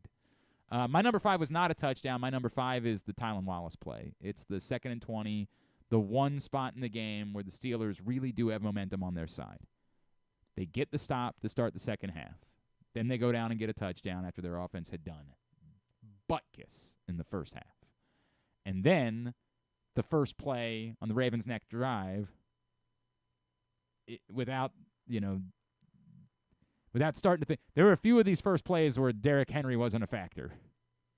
First play of the next drive is a 10-yard loss on a sack. And you find yourself saying, okay, the tide is turning. Like, the momentum is clearly now on the Steelers' side. At 2nd and 20, they've got a great chance to get off the field, and they've got a good chance of trying to make this a one-score game with still a quarter and a half left to play. But with 7:21 remaining in the third quarter, and 2nd and 20, Tylan Wallace all by his lonesome over on the right sideline. Lamar Jackson finds him, and he gets the first down himself, and obviously we know how that drive ended. But that play, to me, was the biggest moment where the game was in jeopardy. Like, that was the biggest moment of doubt, was that 2nd and 20 play, where everything had the chance to flip in that moment. And in one play, it went right back to everything being just fine. Yeah, I agree with you. That play did not make my list. I knew that you liked that. Your list is play. wrong. I guess okay. So. It just did feel like the game was done by halftime. It was not. And I didn't have any second half plays on there. That's insane. And that's insane. I went with my number 5. I had 3 touchdowns. By the way, I'm not sure how many you had. If you didn't include the 1 second half one, then it was over. Yeah, we'll talk about it. I guess so. I went with the first 3rd down conversion when they were at their own 10, or I guess they were on their own 12 or 13, 3rd and 2. And I mean, yeah, it set the tone for they're gonna have to punt from their own goal line, and the Steelers are about to force a 3 and out after pinning them. Maybe Steven Sims pinning himself at the 5-yard line. If it was 3rd and 8, you'd have a stronger argument here. It's 3rd and 2. You assume that's being picked up. That's the tough part. You can, but it's still 3rd down, and we still all have, I guess, less so with the Ravens, but more the fans still have that trauma that we talked about with the Steelers. Yeah. And if they don't get this, I mean, then it's here we go again, because they have to kick, and it set the tone for Lamar Jackson is gonna read every single zone read perfectly, and they're gonna run at will. There's a better argument. Third downs all game. This was the first one. There's a better argument for you trying to argue that it tells a story based on that than on the it's a 3rd and 2 play. Like it's really hard to try to make 3rd and 2 seem like who cares where it is on the field. It's 3rd and 2. You have Lamar Jackson and Derrick Henry. Like it's 3rd and 2. It's a problem the other way. But, if you tried to make it about, Lamar Jackson, the zone reads, and this is the first one, it still wouldn't be you wouldn't have an argument for it be one of the 5 plays, but you'd have an argument for there being some significance to it. I feel like whenever you convert a 3rd down, there's almost... No, not any time you convert. I mean, if you only convert 5, then we can talk about it, but not any time you convert a 3rd down. My number 4 is the tone setter, and that's, again, this is the first touchdown with volatility is the first touchdown. Because it's 3rd and 13. Because it's not a reasonable play to assume. Well, you got this one it's right. Going to be. Yeah, thank you. You can't assume that this one's going to be converted. This is the one that changes all of the momentum that you have from a long drive. It ends up becoming a win for the Steelers if you don't score a touchdown. That, hey, you put all that in, and what do you have to show for it? 3 points. It needed to be punctuated. The Rashad Bateman touchdown's number 4. This was the only drive that I did multiple plays, I believe. Yeah, this was the only drive I had multiple plays from the same drive. And, because it was the opening drive. They punched him in the mouth the entire way down the field. And this summed it up pretty well. Lamar had all day to throw, and then, everyone executed. Perfect throw, excellent catch by Bateman. It was huge. It was huge. Number 3 is the reason why your number 5 doesn't work, which is that it's a 3rd and 2 stop goes on the list. Not a 3rd and 2 conversion. A 3rd and 2 stop is a volatile play. And yeah, the Ardarius Washington play on Pat Freiermuth was the best defensive play of the game. And I feel bad because it means that I left all the sacks off. And, like, in particular, the one late in the 3rd quarter, it was tough to leave that one off. Matabike after Kyle Van Noy pushed him out. And it was more, to me, the problem was the importance of the play was, it was an important play, but it was more just an amazing play. It was more just watching Matabike's eyes go red and just pummel Russell Wilson the way that he did. But this one was the best defensive play of the day and the most significant defensive play of the day in a 3rd and 2 situation when the Steelers desperately have to get something going. They have to get something going now. Things are starting to go the other way, so just do something nice and safe. Throw it out to Freiermuth in the flat. He'll just go get the 2 yards. No problem here. That is defining. Like, when it comes to telling the story of how is this Ravens defense improved, how have they become what they've become, because Ardarius Washington steps up and makes the play. Because it's not just getting lucky and maybe the ball will be thrown, and some of those go that way. Sometimes you get stopped simply because you did nothing and Russell Wilson airmails someone on the sideline. This wasn't that. They made the play. Number 3, Ardarius Washington stop a Pat Freiermuth. Yeah, you got this one right too. Oh, look at you. Yeah. I mean, the Steelers forced a punt. Forced the Ravens to punt on that last drive. You could argue they did have the teeniest bit of momentum going their way because it does feel like they should find a way to convert this 3rd and short. They didn't. Ardarius Washington stepped up big and made a massive play. So, the hilarious part to me is now realizing that, like, you're missing number 1 from your list and, like, the defining play of the game. Yeah. Which is hilarious. Happened right before halftime. No, that's number 2. And look, it's important because the volatility of it, which is that Lamar Jackson takes so long holding the ball. This is one of those things where this is actually an awful play. Like, this is awful. And you can't say it immediately. You got to wait till you get back into the room the next day to talk about it. But you cannot have your quarterback in this spot with no timeouts holding the ball for this long. It can't happen. Now, it worked out for them. Yeah, because you got Lamar Jackson. Yeah, I understand. But, like, even Lamar, again, it's not even a thing you say when he gets to the sideline. You don't say it until Monday morning. Monday morning, y'all get back together and you just say, Lamar, you can't do that, right? And he knows. He knows. He's just Lamar Jackson, and so he's always going to forever believe in his abilities. But that becomes nightmarish. You immediately take away any ability for a second play should that not work out, right? Like, if Justice Hill drops that ball, when this play started, there were 15 seconds left. You had the possibility of looking for your read. If it's not there, throwing it away, getting another play before you would have to kick the field goal. You ran through the possibility of a second play. So you could have done everything right, and if Justice Hill just drops the ball, then you got nothing to show for it. Well, you can still get a field goal at that point. It ran dangerously close to keeping it alive for so long that you lose the ability to get the field goal out of it. Like, it got way closer to that. But the play is obviously also a reflection of the Ravens were content. And you could tell it based on their decision to not go for it on 4th down the first time. They were content to not do anything to invite the Steelers into the game.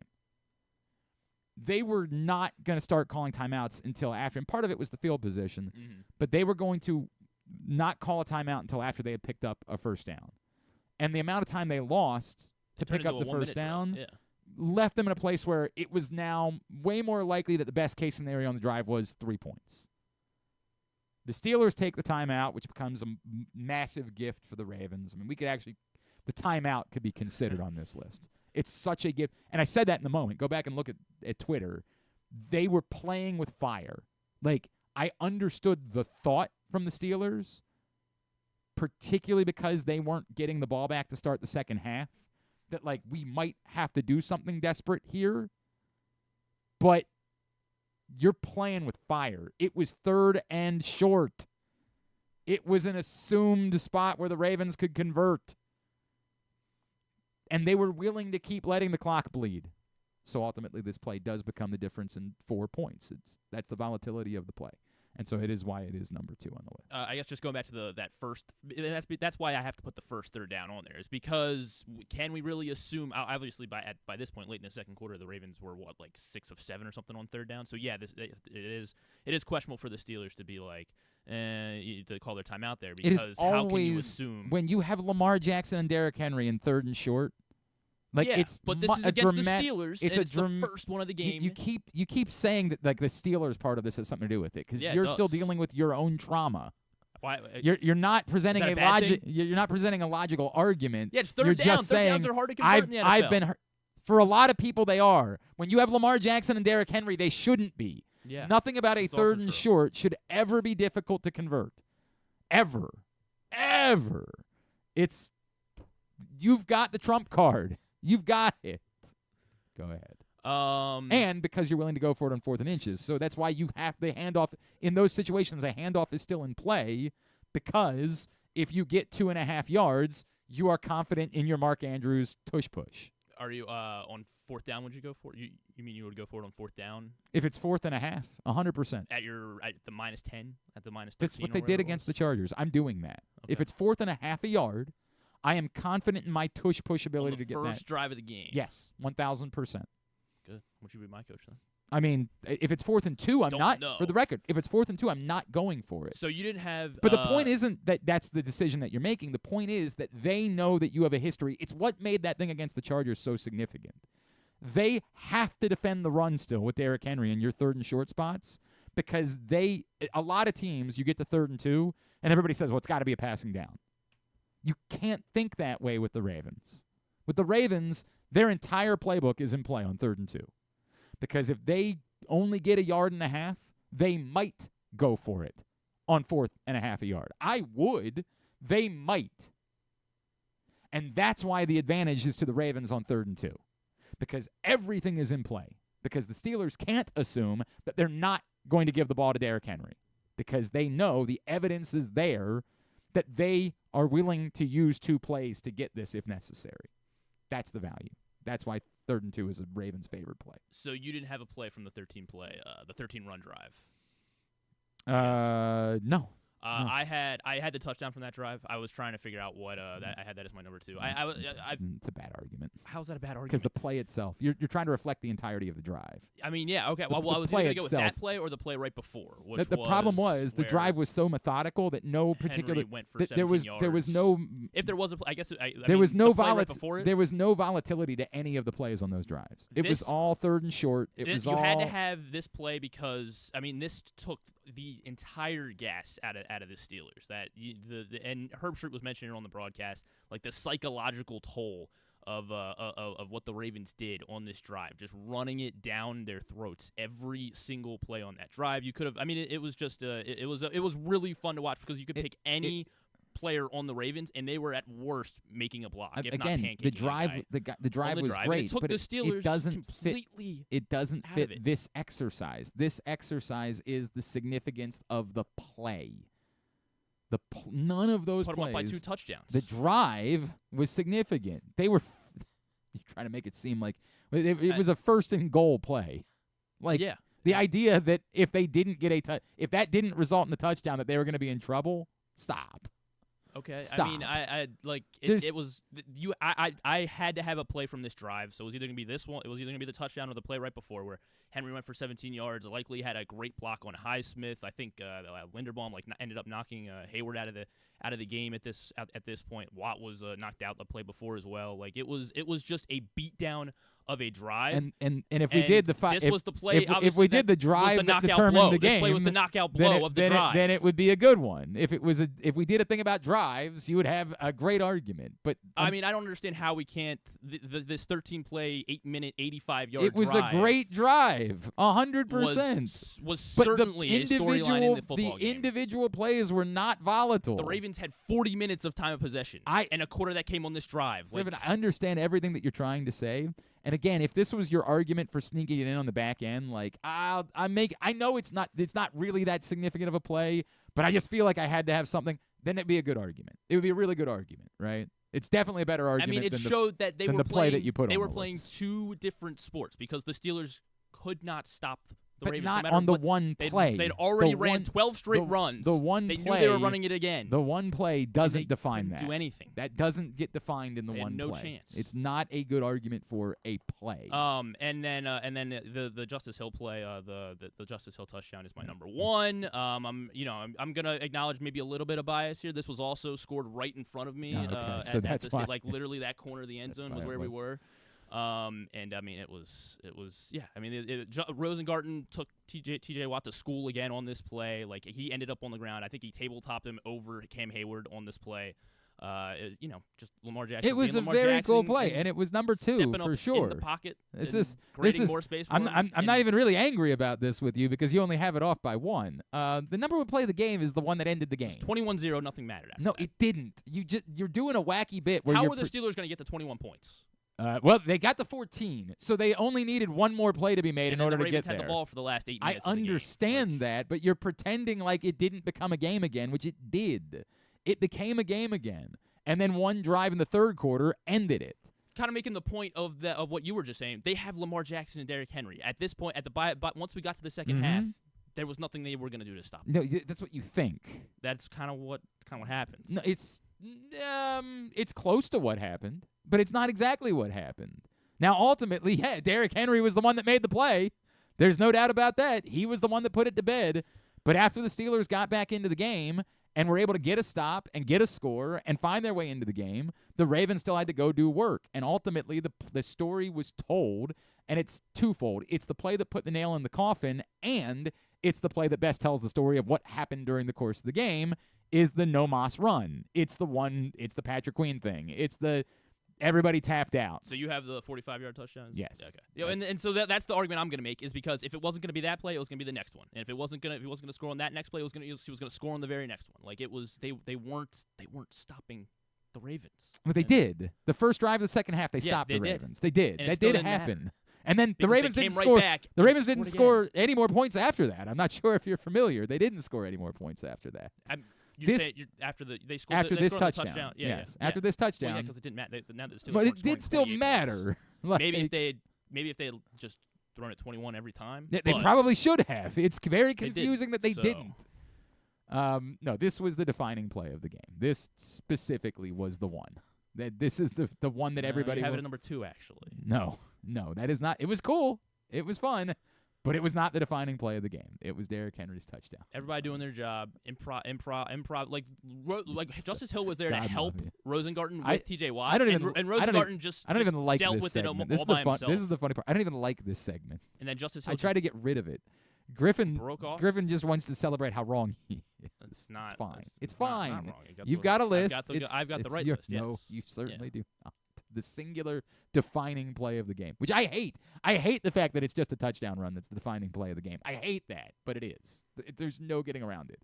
The defining play of the story of the game is that play. And I feel like you should have had something from the 13-play drive. If there was a play that had more volatility, it would have made it. I did. I scoured that I drive. could listen to the argument that the play right before the touchdown, where it was a long run, but it wasn't one where they weren't in trouble. They weren't behind the sticks. They weren't. The thing that they were in trouble was because it was only 7-0 at the time. Like that's the trouble. Is that all it took? Right, still was one little mistake. If it was if it was 2nd and 20, and they came up with a 20-yard Derrick Henry run, you can make that argument. They were in a volatile spot during the drive.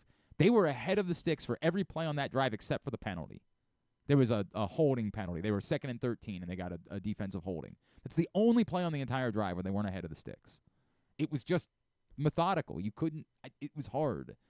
Again, you want to say I know this play wasn't that volatile, but I want to have it on the list to recognize the drive, so I'm putting it at number 5. Definitely a better choice than what you did, but I mean, it was like this is when Cam Hayward and TJ Watt and Patrick Queen and Minka Fitzpatrick, this is when they all started giving up. Like this was. I think you're saying words now. They didn't start giving up. They didn't give up, but this is when the other 8 guys that aren't the top 4 on their defense started giving up. We'll post them at GlennClarkRadio.com. I also really wanted to put the likely when he put Cam Sutton beneath the ground like that. It was fun. It was definitely a fun play. They didn't show any replays of that on the broadcast, did they? I feel like they showed it like 10 times in the stadium. Really? Yeah. Like it. I don't remember if they showed a replay of it or not. I remember seeing it on Twitter, but I don't remember if they showed a replay. It felt like they of it showed it like literally 10 times. All right. All right. We got to get a break. We're way behind. Is they likely had a good game? I kind of want to go back and put likely on my pass list. Okay. Too. This wasn't supposed to go 20 minutes. They likely had a really good game. When we come back in, we're going to talk to James Palmer from Underdog and Bleacher Report. That's next. This is Glenn Clark Radio. Treat yourself and taste the Baltimore tradition that is the legendary Costas Inn. Hey, it's Stan the Fan Charles. For over 50 years, the Costas Inn has been a Baltimore original, dishing out their amazingly scrumptious, fat, award-winning crab cakes and steamed crabs. Every season is crab season at Costas, so make your plans now by calling 410-477-1975 and reserve your taste of heaven. Sit back, crack some crabs, and watch the Ravens chase down another title on Costas' 15 TVs. On Monday nights, Costas offers their half-pound jumbo lump crab cake with 2 sides for under $30, and there are nightly specials Monday through Friday. So head on down to the Costas Inn at 4100 North Point Boulevard or visit them at costasinn.com. Make the most out of every day in your Toyota RAV4. Available in hybrid or gas-only models. A RAV4 can get you where you want to go in style. Check out buyatoyota.com for deals on new RAV4s from your local Toyota dealer today. The votes were all counted, and the results are official. Royal Farms was named #1 for food in the USA Today 10 Best poll, receiving more votes than any other convenience store chain in America. The next time you want to get some good food fast, doesn't it make sense to go to Royal Farms? Voted best in the USA and home of world-famous chicken. Real fresh, real fast, Royal Farms. The latest edition of Press Box is available now, and it's our very special Best of 2024 issue. On the cover, we celebrate our Mo Gabba Sports Person of the Year, Lamar Jackson, as Bo Smolka profiles what the quarterback means to the community beyond the football field. Also inside, we celebrate the top people, performances, and moments of the year in local sports. Press Box is available for free at over 500 area locations, including 60 Royal Farm stores, and you can always read the entire issue and find the best daily coverage of the Orioles, Ravens, and Terps at PressBoxOnline.com.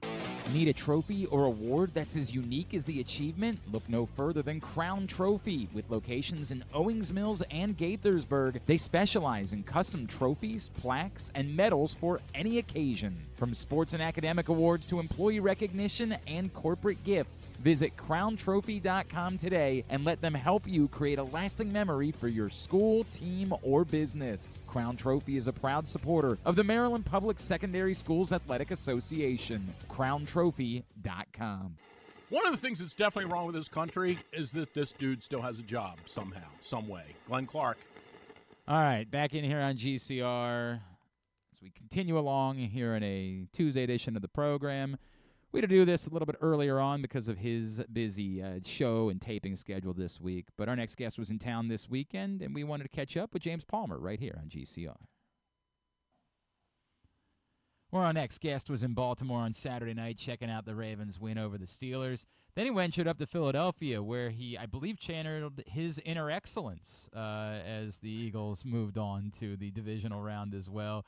He, of course, covers the NFL for Bleacher Report and Underdog Fantasy. He is James Palmer, and he's with us now here on GCR. James, it's Glenn in Baltimore. It's great to chat with you, man. Thank you so much for taking the time for us.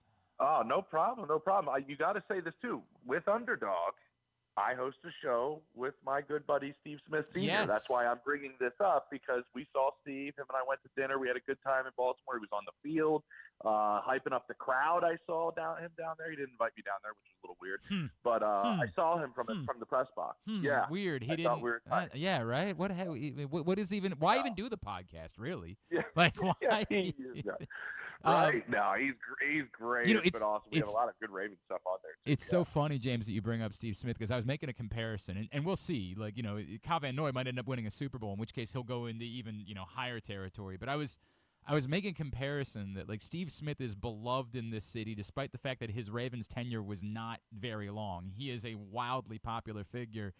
And what Kyle Van Noy, the impact that dude has had in a short time here in Baltimore, I feel like he's actually entering that sort of Steve Smith territory. Maybe not quite the full personality that Steve Smith was, but just someone who showed up near the end of their career but was a dog. Like, gave everything that they possibly could to this franchise in that time. I think he's entering that type of realm here in Baltimore. He kind of is. And I know Ravens fans also, like, we all saw what Kyle's done before, right? Yeah. And it's the type of player that comes into your building and you go, man, if I could just get a little bit of what I've seen as a fan watching him play elsewhere, it would be great if he did it in my uniform, right? There's always like that thought. And he's kind of one of those guys. You mentioned me going to Philly. I put Kyle in kind of that same category as like Darius Slay, where there's been like multiple times where you're like, well, this is probably going to be it. Yeah. And then like all of a sudden you see him play another stretch of games and you're like, no, like this is not going to be it. Like they're still playing at a really high level and making impactful plays in games. And Kyle's been that. He's just such a smart player. He just does everything right. And yeah, I can see that kind of happening. I mean, I don't know if anybody gets into Steve territory. I'm biased, but the personality is just so out. His personality is so larger than life that it kind of separated him a little bit from what you gave to this franchise, from the mentality that you brought, man. Kyle Van Noy, who, again, was available for anyone to have, was sitting on his couch watching football, has been a lifesaver for the Baltimore Ravens these last couple of seasons. All right, James, I'm going to present. You just saw both these teams this weekend. I'm going to present this scenario or this statement to you. You tell me if I'm crazy. If we separated intangibles and things that you can't control and just sheerly looked at it from an X's and O's perspective, I believe the best teams that are left in each conference are the two teams you saw this weekend, the Baltimore Ravens and the Philadelphia Eagles. Again, simply X's and O's, 53-man football. Am I crazy to think that? No, and I could support your theory. I do think, and this is terrifying for everyone, and I've talked to some people there recently, I think Kansas City believes they've turned a corner. And they've been kind of waiting for this.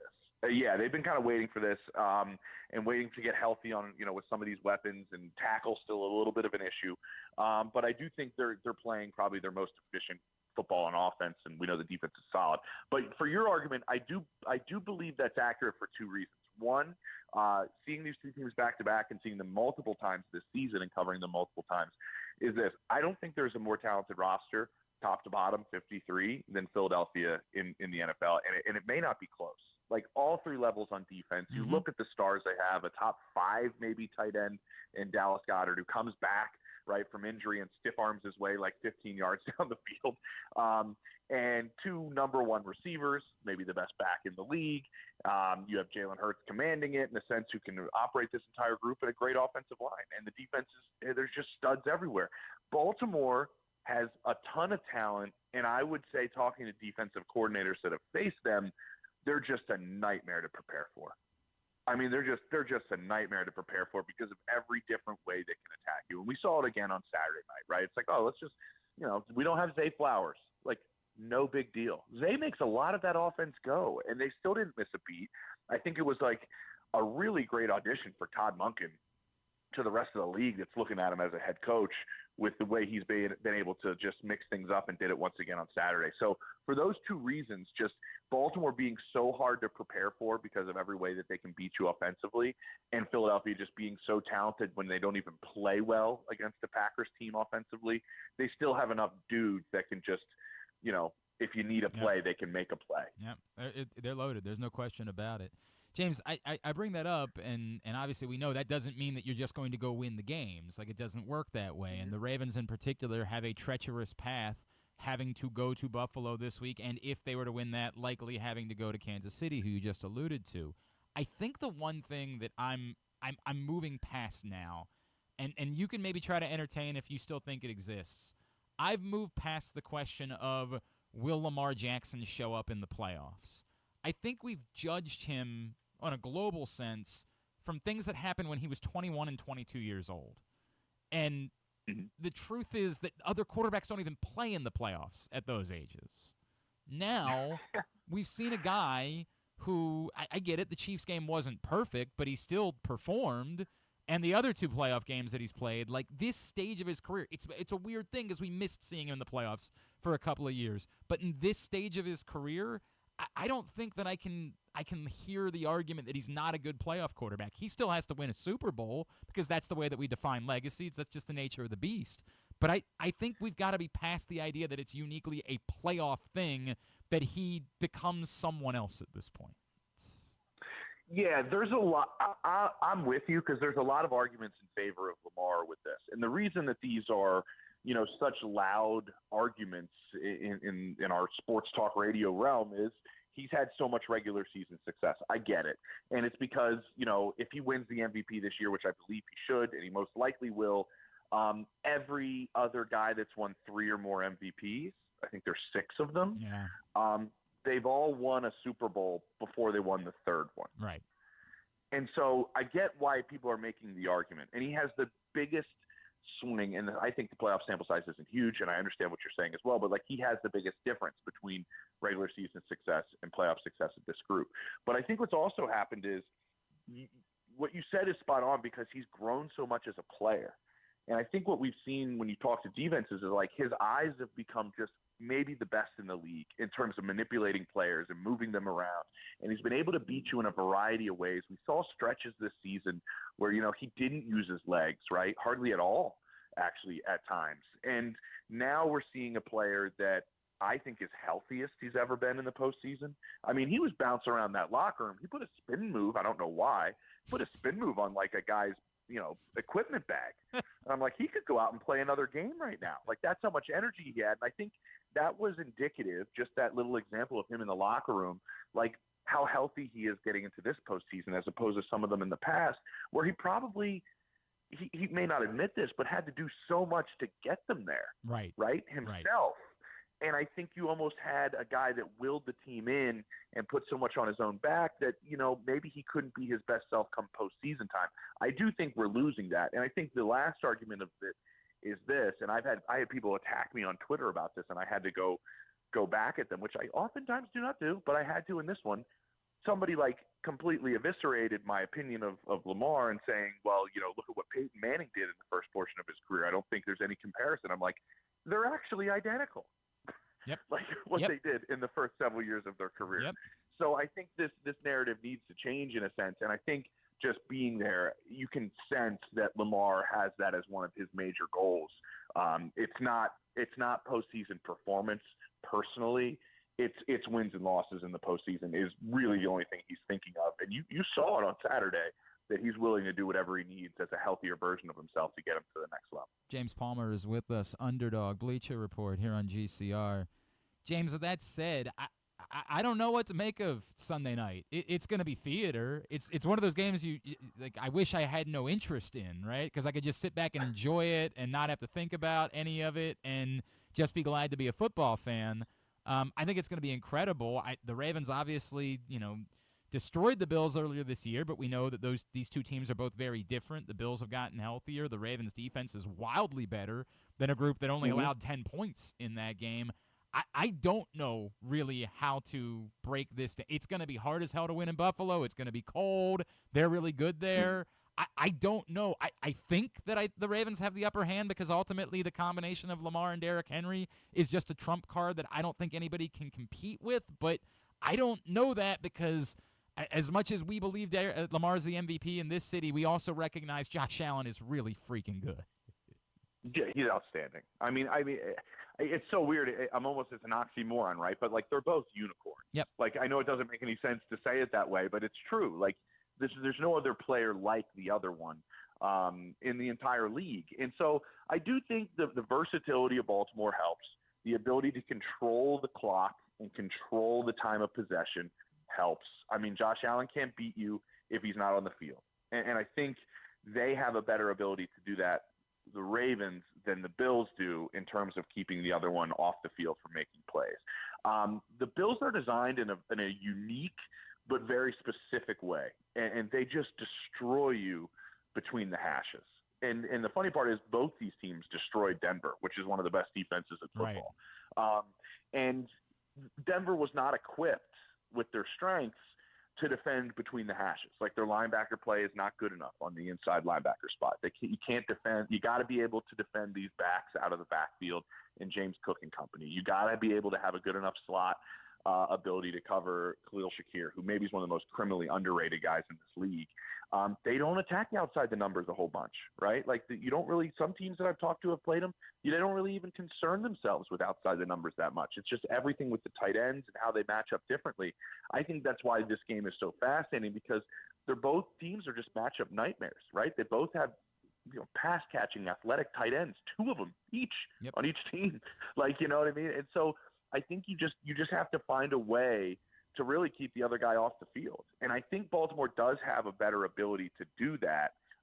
Gregory Rousseau up front is the one to keep your eye on. If he can go, on one of these runs that he gets on sometimes and blows things up on the offensive line, that changes things. But if not, I could see them keeping Josh Allen off the field, and I could see that being a big part of Todd Monken's game plan. It's what you bring up. Maybe it could ease the concern. I think a lot of Ravens fans say, "Boy, I love this group right now, but if there's one thing I'm concerned about, it's Brandon Stevens." Like, and you hate picking on a guy because he's just the victim of the fact that everything else is going so well at the moment for the Baltimore Ravens. But there are problems when Brandon Stevens is isolated. Now, to be fair, there's no George Pickens that you're dealing with in Buffalo, and to your point, like, it's not a lot outside the numbers, that maybe this matchup is favorable to the Ravens and what their one, biggest weakness might be at the moment. Yeah, and that's, I love that. I'm about to give myself a compliment. I love that I brought up Denver, but, I do, because what's Denver's biggest strength? I mean, arguably, in a lot of people's minds, and he may win it, the Defensive Player of the Year in Patrick Surtain. Mm-hmm. That doesn't help you against Buffalo. Having the best outside corner in football is not a great strength against the Buffalo Bills. And so if that's a weakness for you, I know Vance Joseph and company were trying to find different ways to have Surtain impact the game, because him sitting outside the numbers on a number one wide receiver that is, not the caliber of number ones you see around the league that he shut down, and Jamar Chase and company, you're almost wasting one of your better players. Well, in an adverse look at it, if you have a weakness out there, and that's obviously a place that Buffalo doesn't throw the football a whole bunch. Obviously, Amari Cooper is why they went and made that trade, because if I'm telling you this, the league knows this, right? That's why they made the trade, to try to get better outside. It's like your weaknesses are not as dramatically exposed, and I think that's a big part of it. That's a great point. It's a really, really good point. James, I know it's not germane to the Ravens this week, but I just wonder, I know you tweeted about it. I know you were on with the Heroes talking about it on their show, but the Mike Tomlin thing is so fascinating to me. We have a weird respect for Mike Tomlin in Baltimore. We've seen it up close. We believe there's a voodoo that exists that's just related to Mike Tomlin with that franchise. I recognize what they're feeling in that city, and it's been awful in the playoffs, but I also think that it's been a miracle that post, the prime of Ben Roethlisberger, they've been in the playoffs, because they have not had high-level quarterback play in a really long time, particularly in a conference, not just in a league, but in the AFC, where the 4 best quarterbacks of this time and maybe some of the better quarterbacks in history exist. I just don't know that it's easy for me to say that this is Mike Tomlin's fault. I think he might still be more part of the solution than part of the problem. Very true. He's been holding it together. I mean, if you look at when they had that dominant run, at this first portion of his stretch there with Ben Roethlisberger, they had the quarterback. They had Colbert, was a great GM. They had a great ownership, and he's really now the only one standing there. Not to say ownership's dramatically changed, but you get what I'm saying. Mm-hmm. And so, he's kind of the last pillar of that group that's left. And yes, he has been holding it together as one of the best coaches in this league. I mean, the adage usually is, if you have 2 quarterbacks, you have none. He had 2 quarterbacks and he went to the postseason. Right. And it's just 2 guys that nobody wanted in the entire league. And so I do think he's an unbelievable coach. You mentioned I was on with the Heed the Call guys, and I made this analogy. To me, it's starting to feel a little bit like the end of Andy Reid in Philadelphia, where it's just this is a great coach. As an organization, we understand that this is a great coach. It just might be time for everybody involved. And that was one of the situations where everybody benefited. Andy's on this unbelievable run in Kansas City. And guess what? Philadelphia won a Super Bowl before Kansas City did after they got rid of Andy Reid. They won one in 17, and Andy won one in 19, and now obviously he's won 3. But like, you've seen it benefit both sides. He got a standing ovation when he walked out of the locker room after he got fired, in Philadelphia. They understood what he had done for the organization. He's the best coach in the history of the Eagles, and had more success than anybody ever. And it's okay sometimes to part ways. Nobody ever really stays in that role with one team forever. It's just so rare. I think Mike, obviously, if they parted ways, teams will be waiting in the parking lot between the facility and his car to grab him. And that's accurate. But you're right.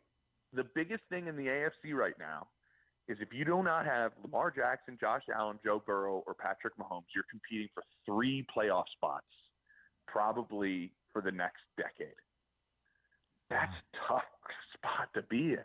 And if Mike Tomlin keeps doing this, they're never going to be in a position to really get themselves a quarterback at the top of the draft. Yeah, that's a good point, right? So Philly hit the reset button, right? And they hit the reset button after getting close a bunch, and it's worked out for both sides. I don't know if that's happening in Pittsburgh. I know nothing in that sense, but it's starting to get a little bit of that feel where, and in my opinion, hopefully everybody benefits, honestly. The Steelers and Mike Tomlin. Okay, we'll separate with you on that one. Yeah, we hope. Yeah, you know what I mean? Yeah, it's like a difficult decision that you might know you have to make, right?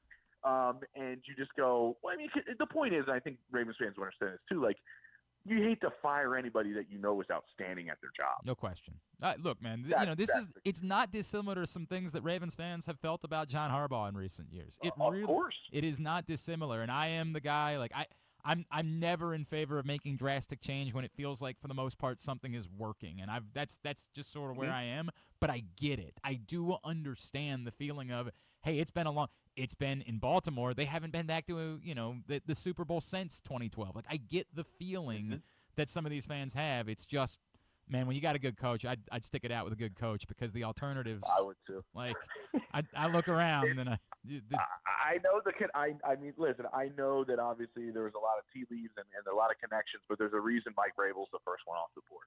He's an outstanding football coach, and he has a track record of being an outstanding head football coach. A lot of these coordinators, there's a lot of promise, and there's a lot of, he could be this. There's not a whole lot of questions about Mike Vrabel. There's not a whole lot of questions about Mike Tomlin. There's not a whole lot of questions about John Harbaugh. It's, if you got one, you keep one. I'm with you. James Palmer, what all can we plug for you? Obviously, the show with Steve, of course. Yeah, I mean, come on, guys, right? We actually did. I'll maybe put it back out if you want to dig at it. We'll see if Zay plays. I saw him in the tunnel. Hopefully it's trending in that direction. But we did Steve did a great breakdown specifically on the importance of Zay to this offense and how he changes things for Derrick Henry. It's a really, really cool, like, X's and O's breakdown from a guy who obviously knows the Ravens so well in Steve. But yeah, I mean, we put stuff out all the time and we have a blast. It's super entertaining to work with that guy. It's a tough gig, but somebody's got to hang out with Steve on a regular basis. Not a bad way to make. They pay you too. That's the crazy part. They I know. Pay you to do Wait, I'm supposed to get paid? Yeah. At James Palmer TV. That's how you follow him. James, this is always great, dude. Really appreciate taking the time for us, man. problem. Let's talk soon, all right?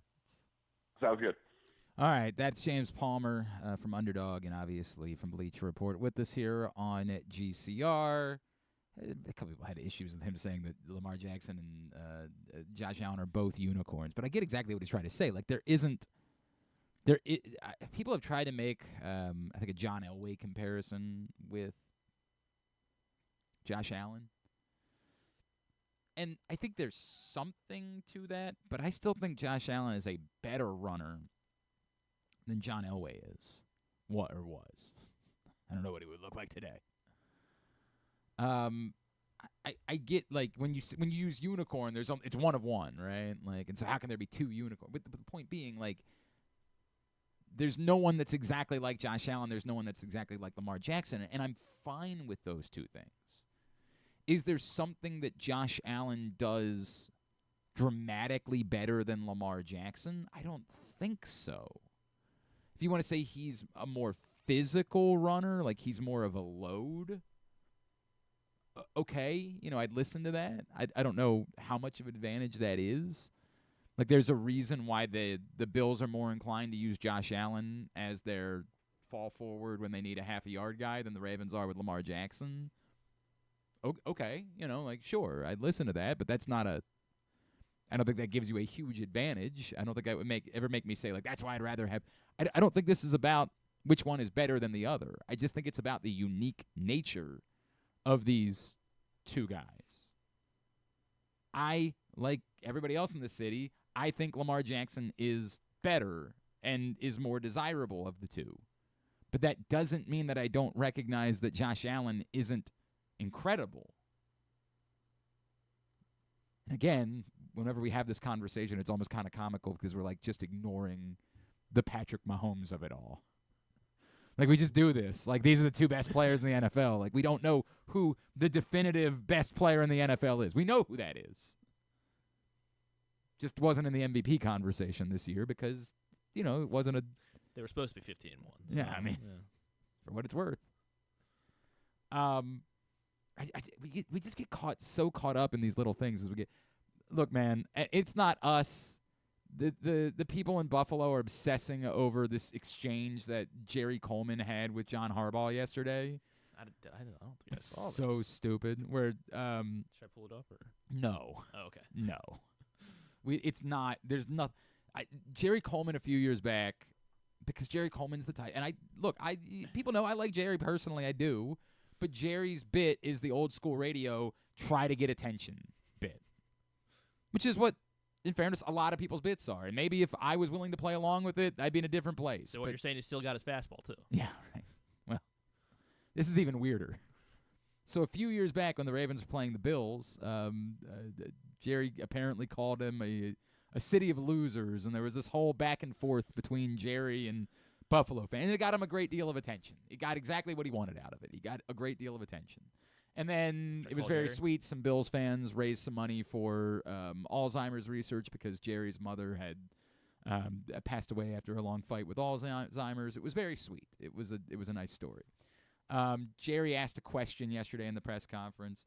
It almost feels like there's this weird bit with the Ravens where they just kind of put up with Jerry, where they're like, all right, look, we'll deal with him, whatever. I don't even know that because sometimes the Jerry's best value for years was that, like, he would ask a question to other people, but sometimes it's just I'm asking a question that does not need to be asked. I'm just asking it because I think it might get a little attention. Come on, he's a muckraker. Come on. Sometimes that's what he is, and I think he would acknowledge that. And I don't even remember what the question was. It was something about going up and facing the Bills and stirring up their fans or something like that. And someone else, I don't know because I wasn't there and I wasn't watching live. Someone else pointed out, like they don't like Jerry much up there. And John said, why not? And Jerry said something like, well, I said something a few years ago. And then John asked, what did you say? And Jerry said, I called them a city of losers. So now today, all these Bills fans are trying to reignite the fire and trying to make it some sort of bulletin board material. This guy called us a city of losers. Well, the context is he was asked what he called you 4 years ago. So he was just sharing factually what started this whole thing. So it's not even there. And then two, no one involved with the Ravens gives an S about what Jerry Coleman thinks. He speaks for no one. No one. And I like Jerry, and I'm saying that. There's no Jerry Coleman mafia in Baltimore. There's no whatever that guy. It doesn't exist. Or it's a really good mafia, and we don't know about it yet.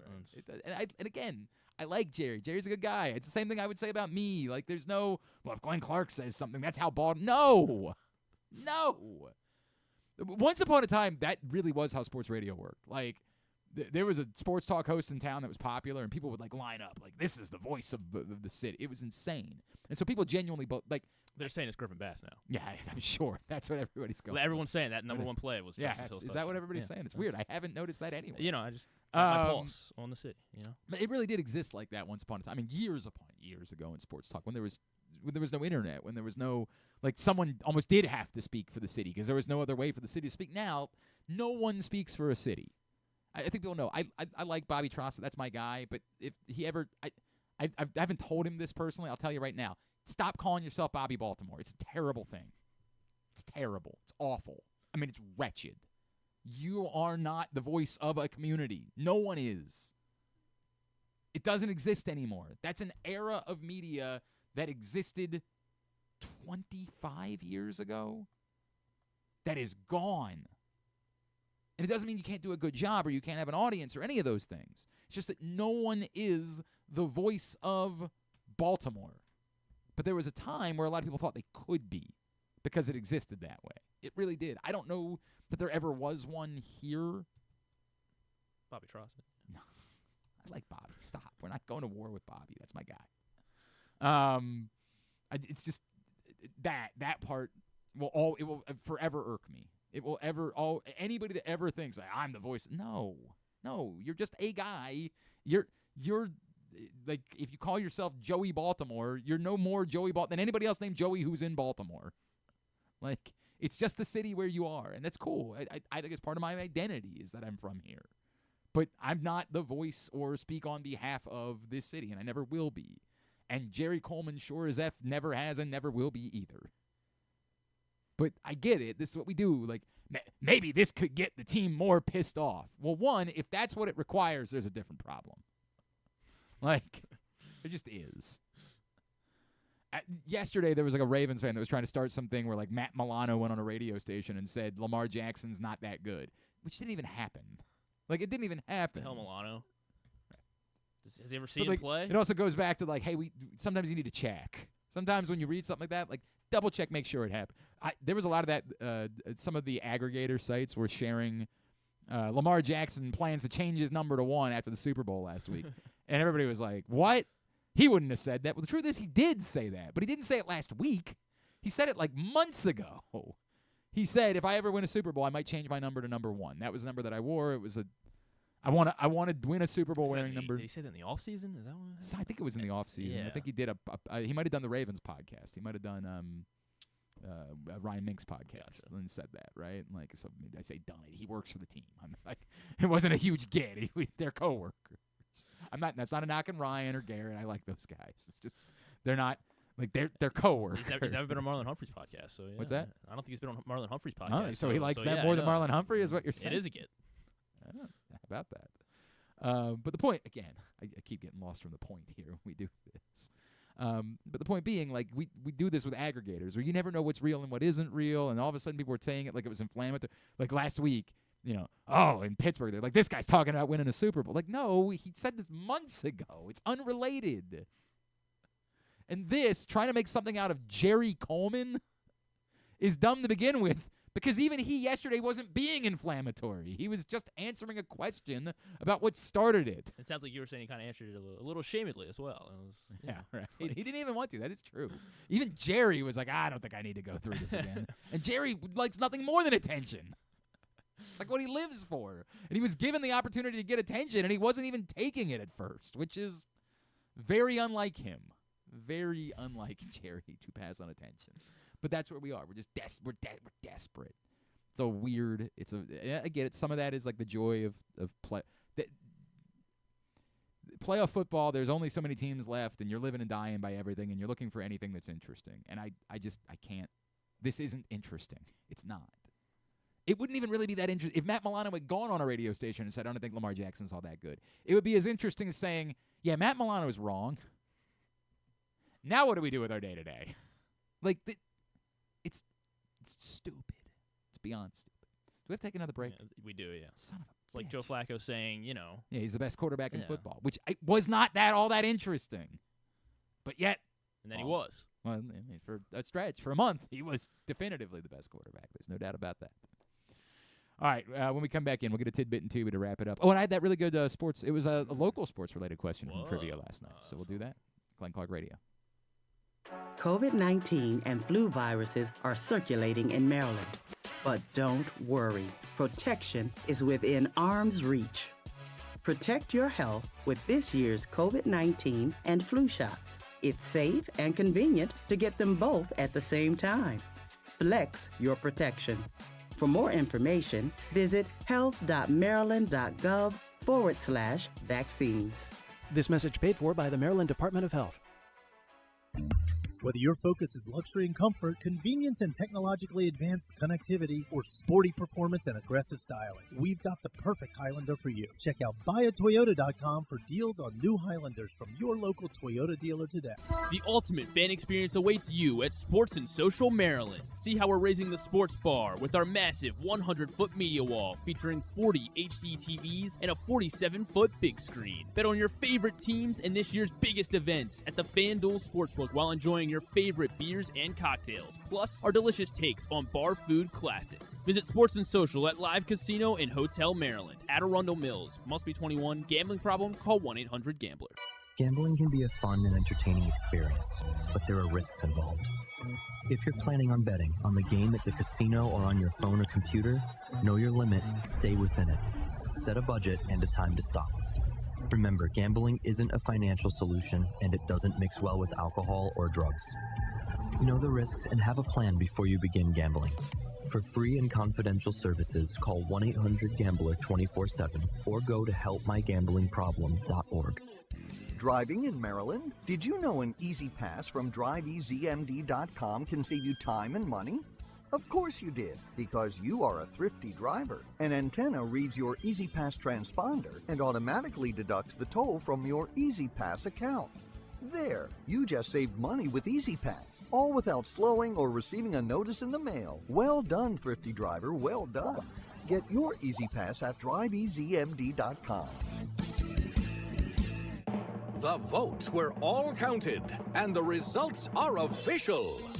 Royal Farms was named #1 for food in the USA Today 10 Best poll, receiving more votes than any other convenience store chain in America. The next time you want to get some good food fast, doesn't it make sense to go to Royal Farms? Voted best in the USA and home of world-famous chicken. Real fresh, real fast, Royal Farms. Contrary to what some people believe, I actually like this guy when he sleeps. Glenn Clark, talking sports. You listen to a techno beat over there? Which Griffin was trying to. Now, of course, this is exactly what I did. Griffin was actually interested and wanted to hear this exchange yesterday. Well, I want to, don't think have it's Jerry's that back just in interesting. case, it gets I bad. don't care. I just don't. I want to have all the facts. That's his problem. It's his issue. So that was a Bills fan turning it into like a hype video. Okay, good. Of course. God, does anybody have a job? Like what? How does this work? What's our? Do we have a job? I don't know. That's a good question too. I don't have the answer to that conversation. All right, winding down for a Tuesday edition of the program. It's time to get a tidbit. Tidbit is brought to you by the CIAA tournament. That's right. Baltimore's welcoming the excitement of the Food Lions CIAA men's and women's basketball tournament back to CFG Bank Arena from February 25th through March 1st. Tickets are available. You can get them now at Ticketmaster.com. Ticketmaster.com for your tickets again to the Food Lions CIAA men's and women's basketball tournament at CFG Bank Arena, February 25th through March 1st. All right. Quickly from last night. This was a really good one, and I immediately got all four, but I didn't know that I knew all four. So the question was, that's just a genius. Name the 4 Baltimore Orioles to have won at least 2 Gold Glove awards in the 1990s. 4 Baltimore Orioles who won at multiple, at least 2 Gold Glove awards in the 1990s. Oh, and again, the first 4 names I wrote down. And I thought about other ones. Everybody was yelling out other answers.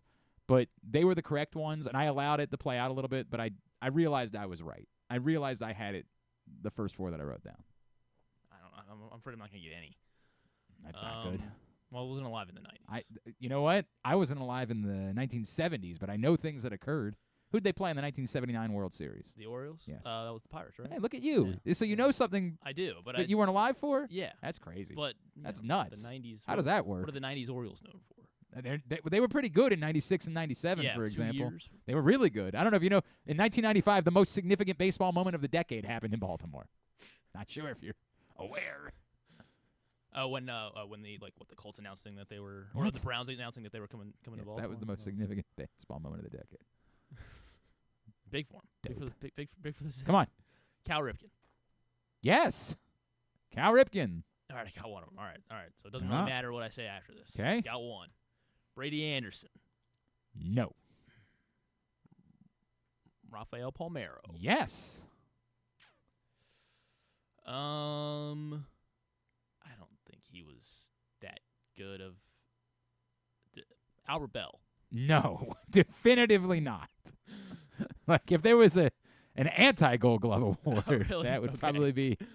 Yeah. I don't know, big guy. So I mean, he's definitely maybe big. You're right about that. Well, I mean, we'll just I mean, stopping all the balls in his general vicinity. I guess there's a little bit of a Manny Ramirez type. Yeah. Okay. Who else?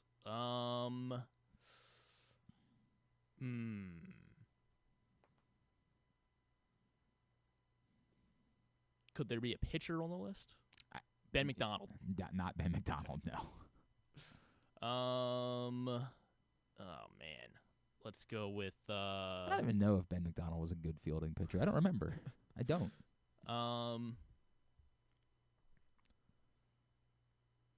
Darn, I'm striking out a lot here. I got two of them. You did get two of them, so you got that going for you. So you could have used me last night. No, wouldn't have helped us. Let's go with. Again, you said these Orioles were good, huh? They were definitely on. And they were good teams. They were on the 96 and 97 teams. Yeah. Oh, really? They were. Darn. So I really should know them. I guess because it's 12:25, I'll try to speed this up. Yeah, I guess. They're also both in the Baseball Hall of Fame. Oh, Harold Baines. No, Harold Baines didn't even play a position. He was a designated hitter. Famously a designated. It's the only reason why he's in the Hall of Fame. God. Not Harold Baines. Definitely not Harold Baines. Somebody brought that up last night, too. I was like, are you? In fair, well, you say Hall of Fame, and it's like. He is in the Hall of Fame. Not stick out. But he did not play. Mike Mussina. Mike Mussina. That was actually the second easiest one on the list. Good for. I mean, how am I supposed Might to know have that been he the was a good easiest one on the fielding list. Fielding pitcher. He was constantly winning Gold Gloves. All right, Mussina, Rafa. Did you call him Rafa? Yeah. It's definitely. No one ever called him Rafa. What do you call him? Raffy was what he went by. Yeah. Same thing. Sort of. You know who he was. And another Baseball Hall of Famer.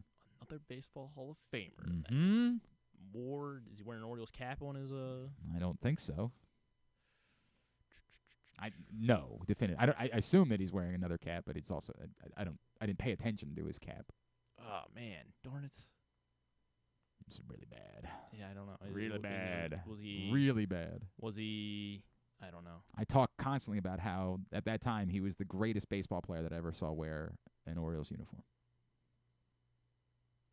I still don't know. It might very well be the remains. Sammy Sosa? No, definitely not Sammy Sosa.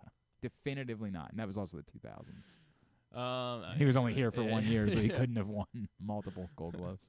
Oh, it's so bad. Yeah, I mean it is so bad. This is.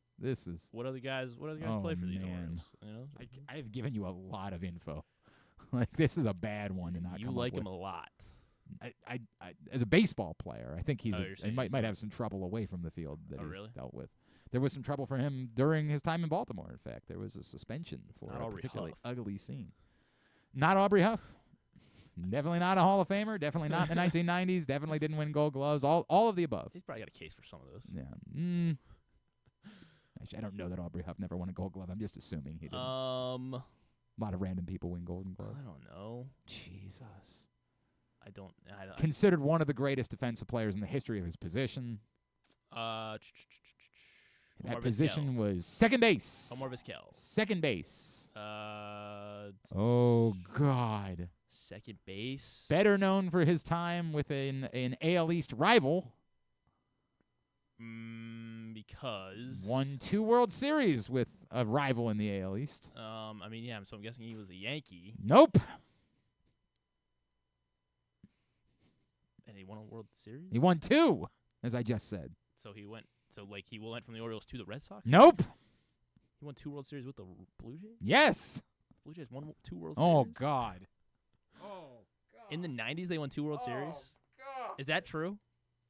Jesus. I mean, I knew they won like one, but I thought that bad, was the only man. one. I thought it was the only one they ever won. Oh, this is so bad. How many World Series did the Blue Jays win? 2. Okay, so I was only halfway there. It's not like they won like 6 or something. Jesus Christ. Back to back, 92 and 93. Oh, I thought you said he was on 96, 97. He was with the Orioles. He won back-to-back World Series okay. with the Blue Jays in 92 and 93. He won the Gold Gloves. This is the most painful thing. Of all of these that we've come across, I've never had one more painful than this. I could not have. I've told you who this person is. I don't know who And it'd be it one is. thing if it was a scrub. If it was a nobody, I'd be like, all right, maybe I understand. It's a Hall of Fame baseball player. What's his? I don't know. Oh, I guess God. I don't know. What's his name start with? R.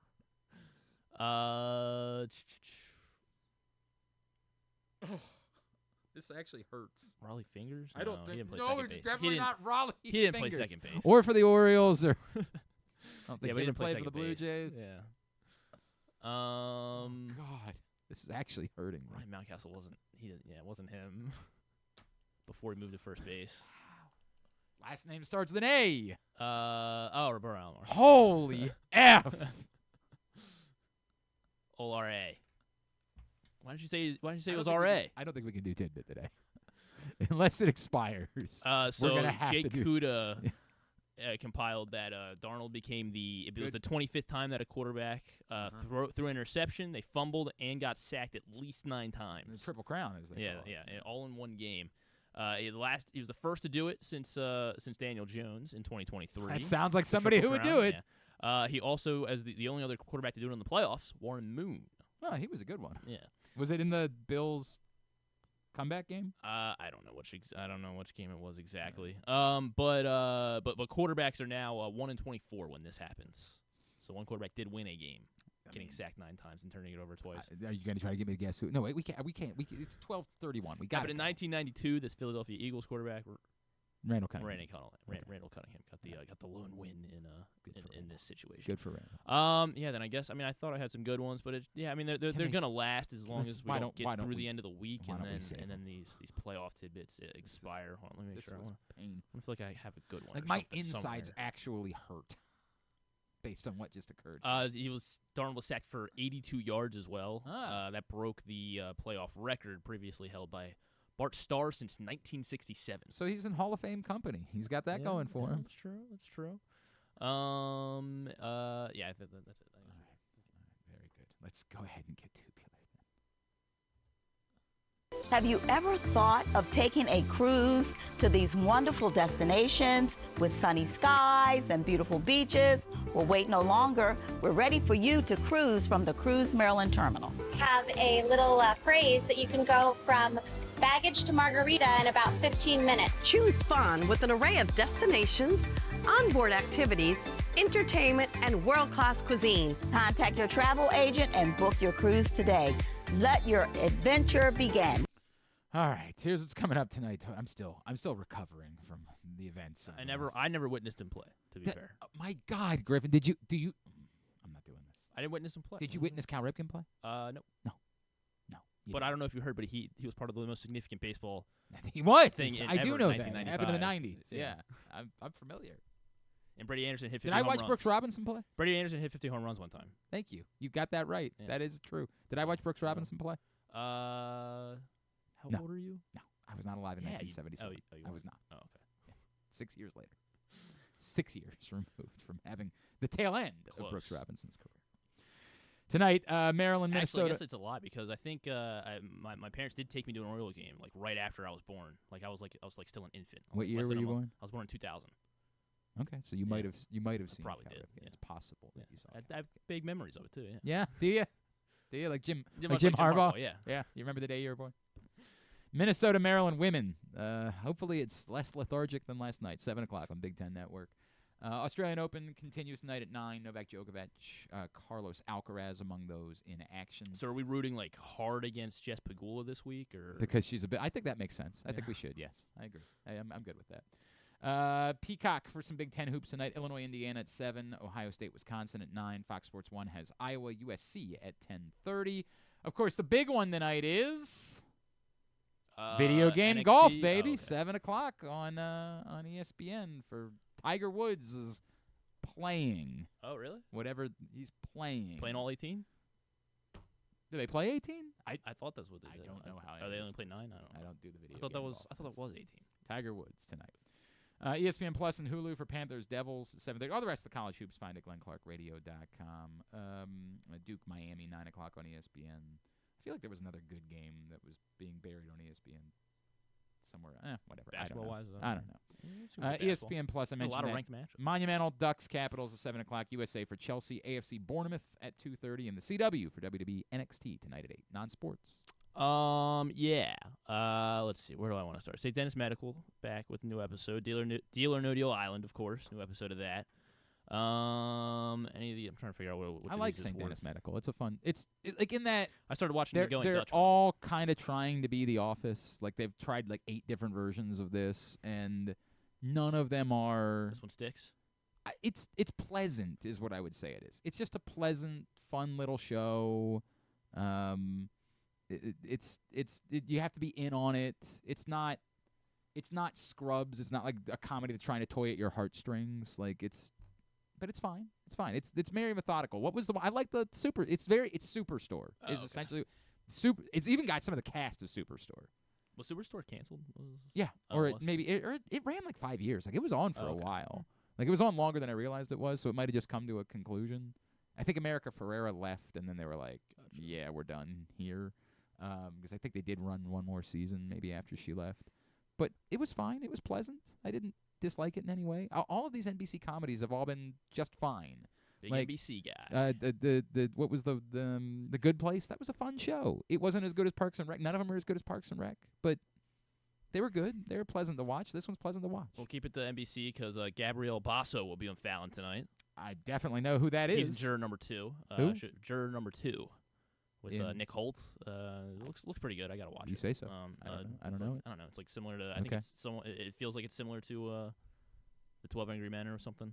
Oh, okay. But like modern now.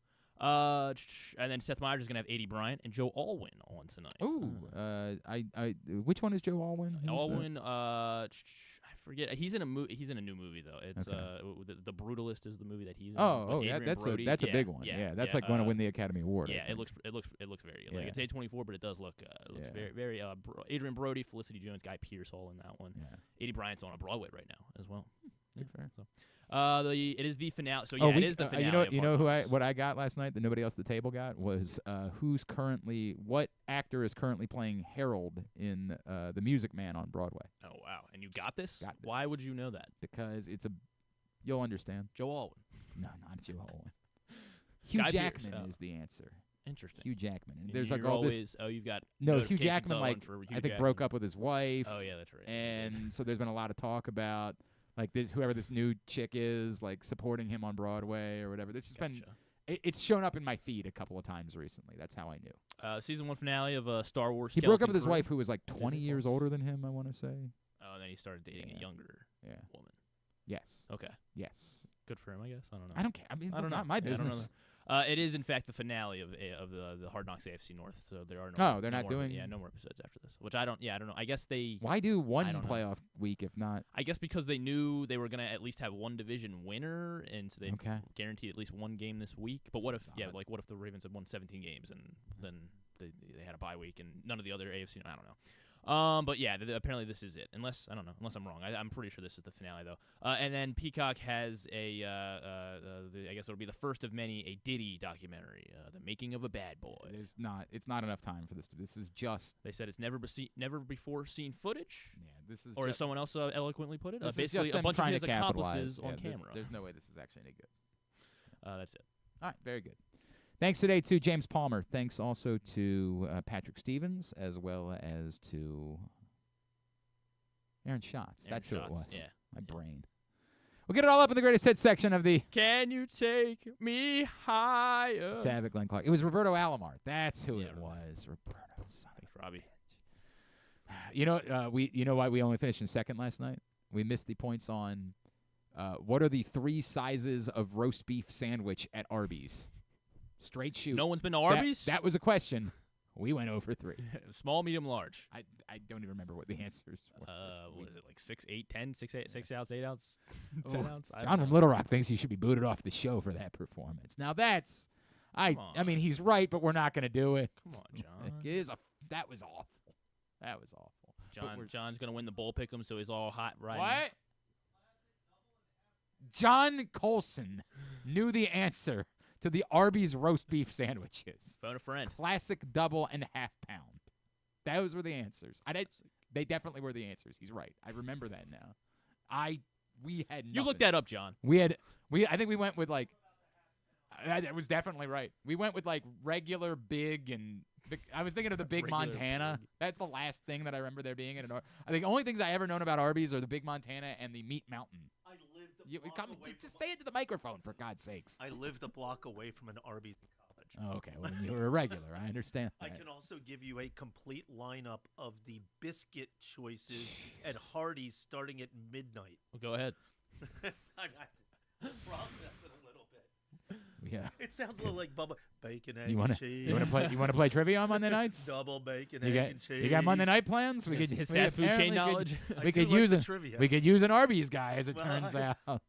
0 for 3. My ex-wife, we used to do great at trivia. She was smart. She knew movies and literature and art. Yeah. And she said I was in charge of Snoopy trivia. Snoopy, which was everything else that was meaningless. See, we got a movie guy, and I'm the sports guy. Yeah. But we don't really have a lot of general knowledge. I'm like the Marianas Trench is the deepest that's point the in the stuff world. that we need. Someone there was K2 is higher than Mount Everest. Yeah, there was a word that we had to come with, like SYZYGY. It was whatever this word is. It's like it was presented. This word with 6 letters and no vowels other than Y means the line between planets or something like that. And we just sat there like just rumming. And everybody else is walking up with their answers like they know it. I'm like, how do you know this? That's actually, I'm not great at trivia, but that's the kind of thing. Well, we could use you. We got everything else. We got everything else cornered. We got music. Last night, the halftime question was a cover of Have You Ever Seen the Rain by Rod Stewart. Immediately, I recognized that it was Have You Ever Seen the Rain, and I could tell that it was Rod Stewart. And I normally hate when it's covers because it's always like, how would anyone know doing this? But you knew that But it was voice. obvious that it was Rod Stewart. You could tell that immediately. Going to see him this summer. At Merriweather. Yeah. Oh, I've never seen Rod Stewart. Oh, I enjoy Rod Stewart. It's one of I'd those. probably have it. Yeah. It's one of those I'd that if probably you have a good haven't time. seen him, it's where he's like 78 now. Oh, yeah. 8 wives. Good for and him. they all get together for Oh, do they really? He put out a picture this year. That's great. That's great. All the kids, all the wives, they all get together for Christmas. Is it? As long as he's I don't know if writing this the is. checks, I don't know if they this is the get together. appropriate time. Is that awkward for when you guys have the wedding coming up? Like how for you, your now situation. You're hosting a wedding. No. Good. You're good. Yeah. All right. Yeah. Good. No, my Good. ex-wife and I get along Good. very well. Wonderful. Yeah. Good to know. Good. We do Christmas and Thanksgiving. That's together. lovely. Yeah, I think that's lovely. Like Rod Stewart. It's very similar, and they get all of your money. Like it's very. There is that as well. There's that. You got that in common. All right, thank you, John. Appreciate it. It's Most Worshipful Grandmaster John Colson letting us know about Arby's. All right, can we go? It's 1:00. We gotta go. Thanks, Aaron Schatz. Yeah, thanks. We thanked all the people, Yeah, right? we Did did. we plug tomorrow? Jim Nance is on the show tomorrow, Ooh. so it'll be better than this. Nice. We probably won't talk about Arby's with Jim Nance, unless Maybe he's a big Arby's he's guy. got some Never know. Arby's takes. What else are we doing tomorrow? You said there was Charles something. McDonald. Charles McDonald, Yahoo Yes. Sports. And then somebody else. Pride of Water McDonald. in the studio. Oh, yeah, Drew's coming in. Great. Can't wait for that. All right, thanks to everybody at PressBox, all of our great sponsors and partners. So the TGL recap, yeah. Yeah, including, I swear to God, if he brings that up with Jim Nance, I will lose my S. Should I give him a warning? I will lose it. Yeah, tell him.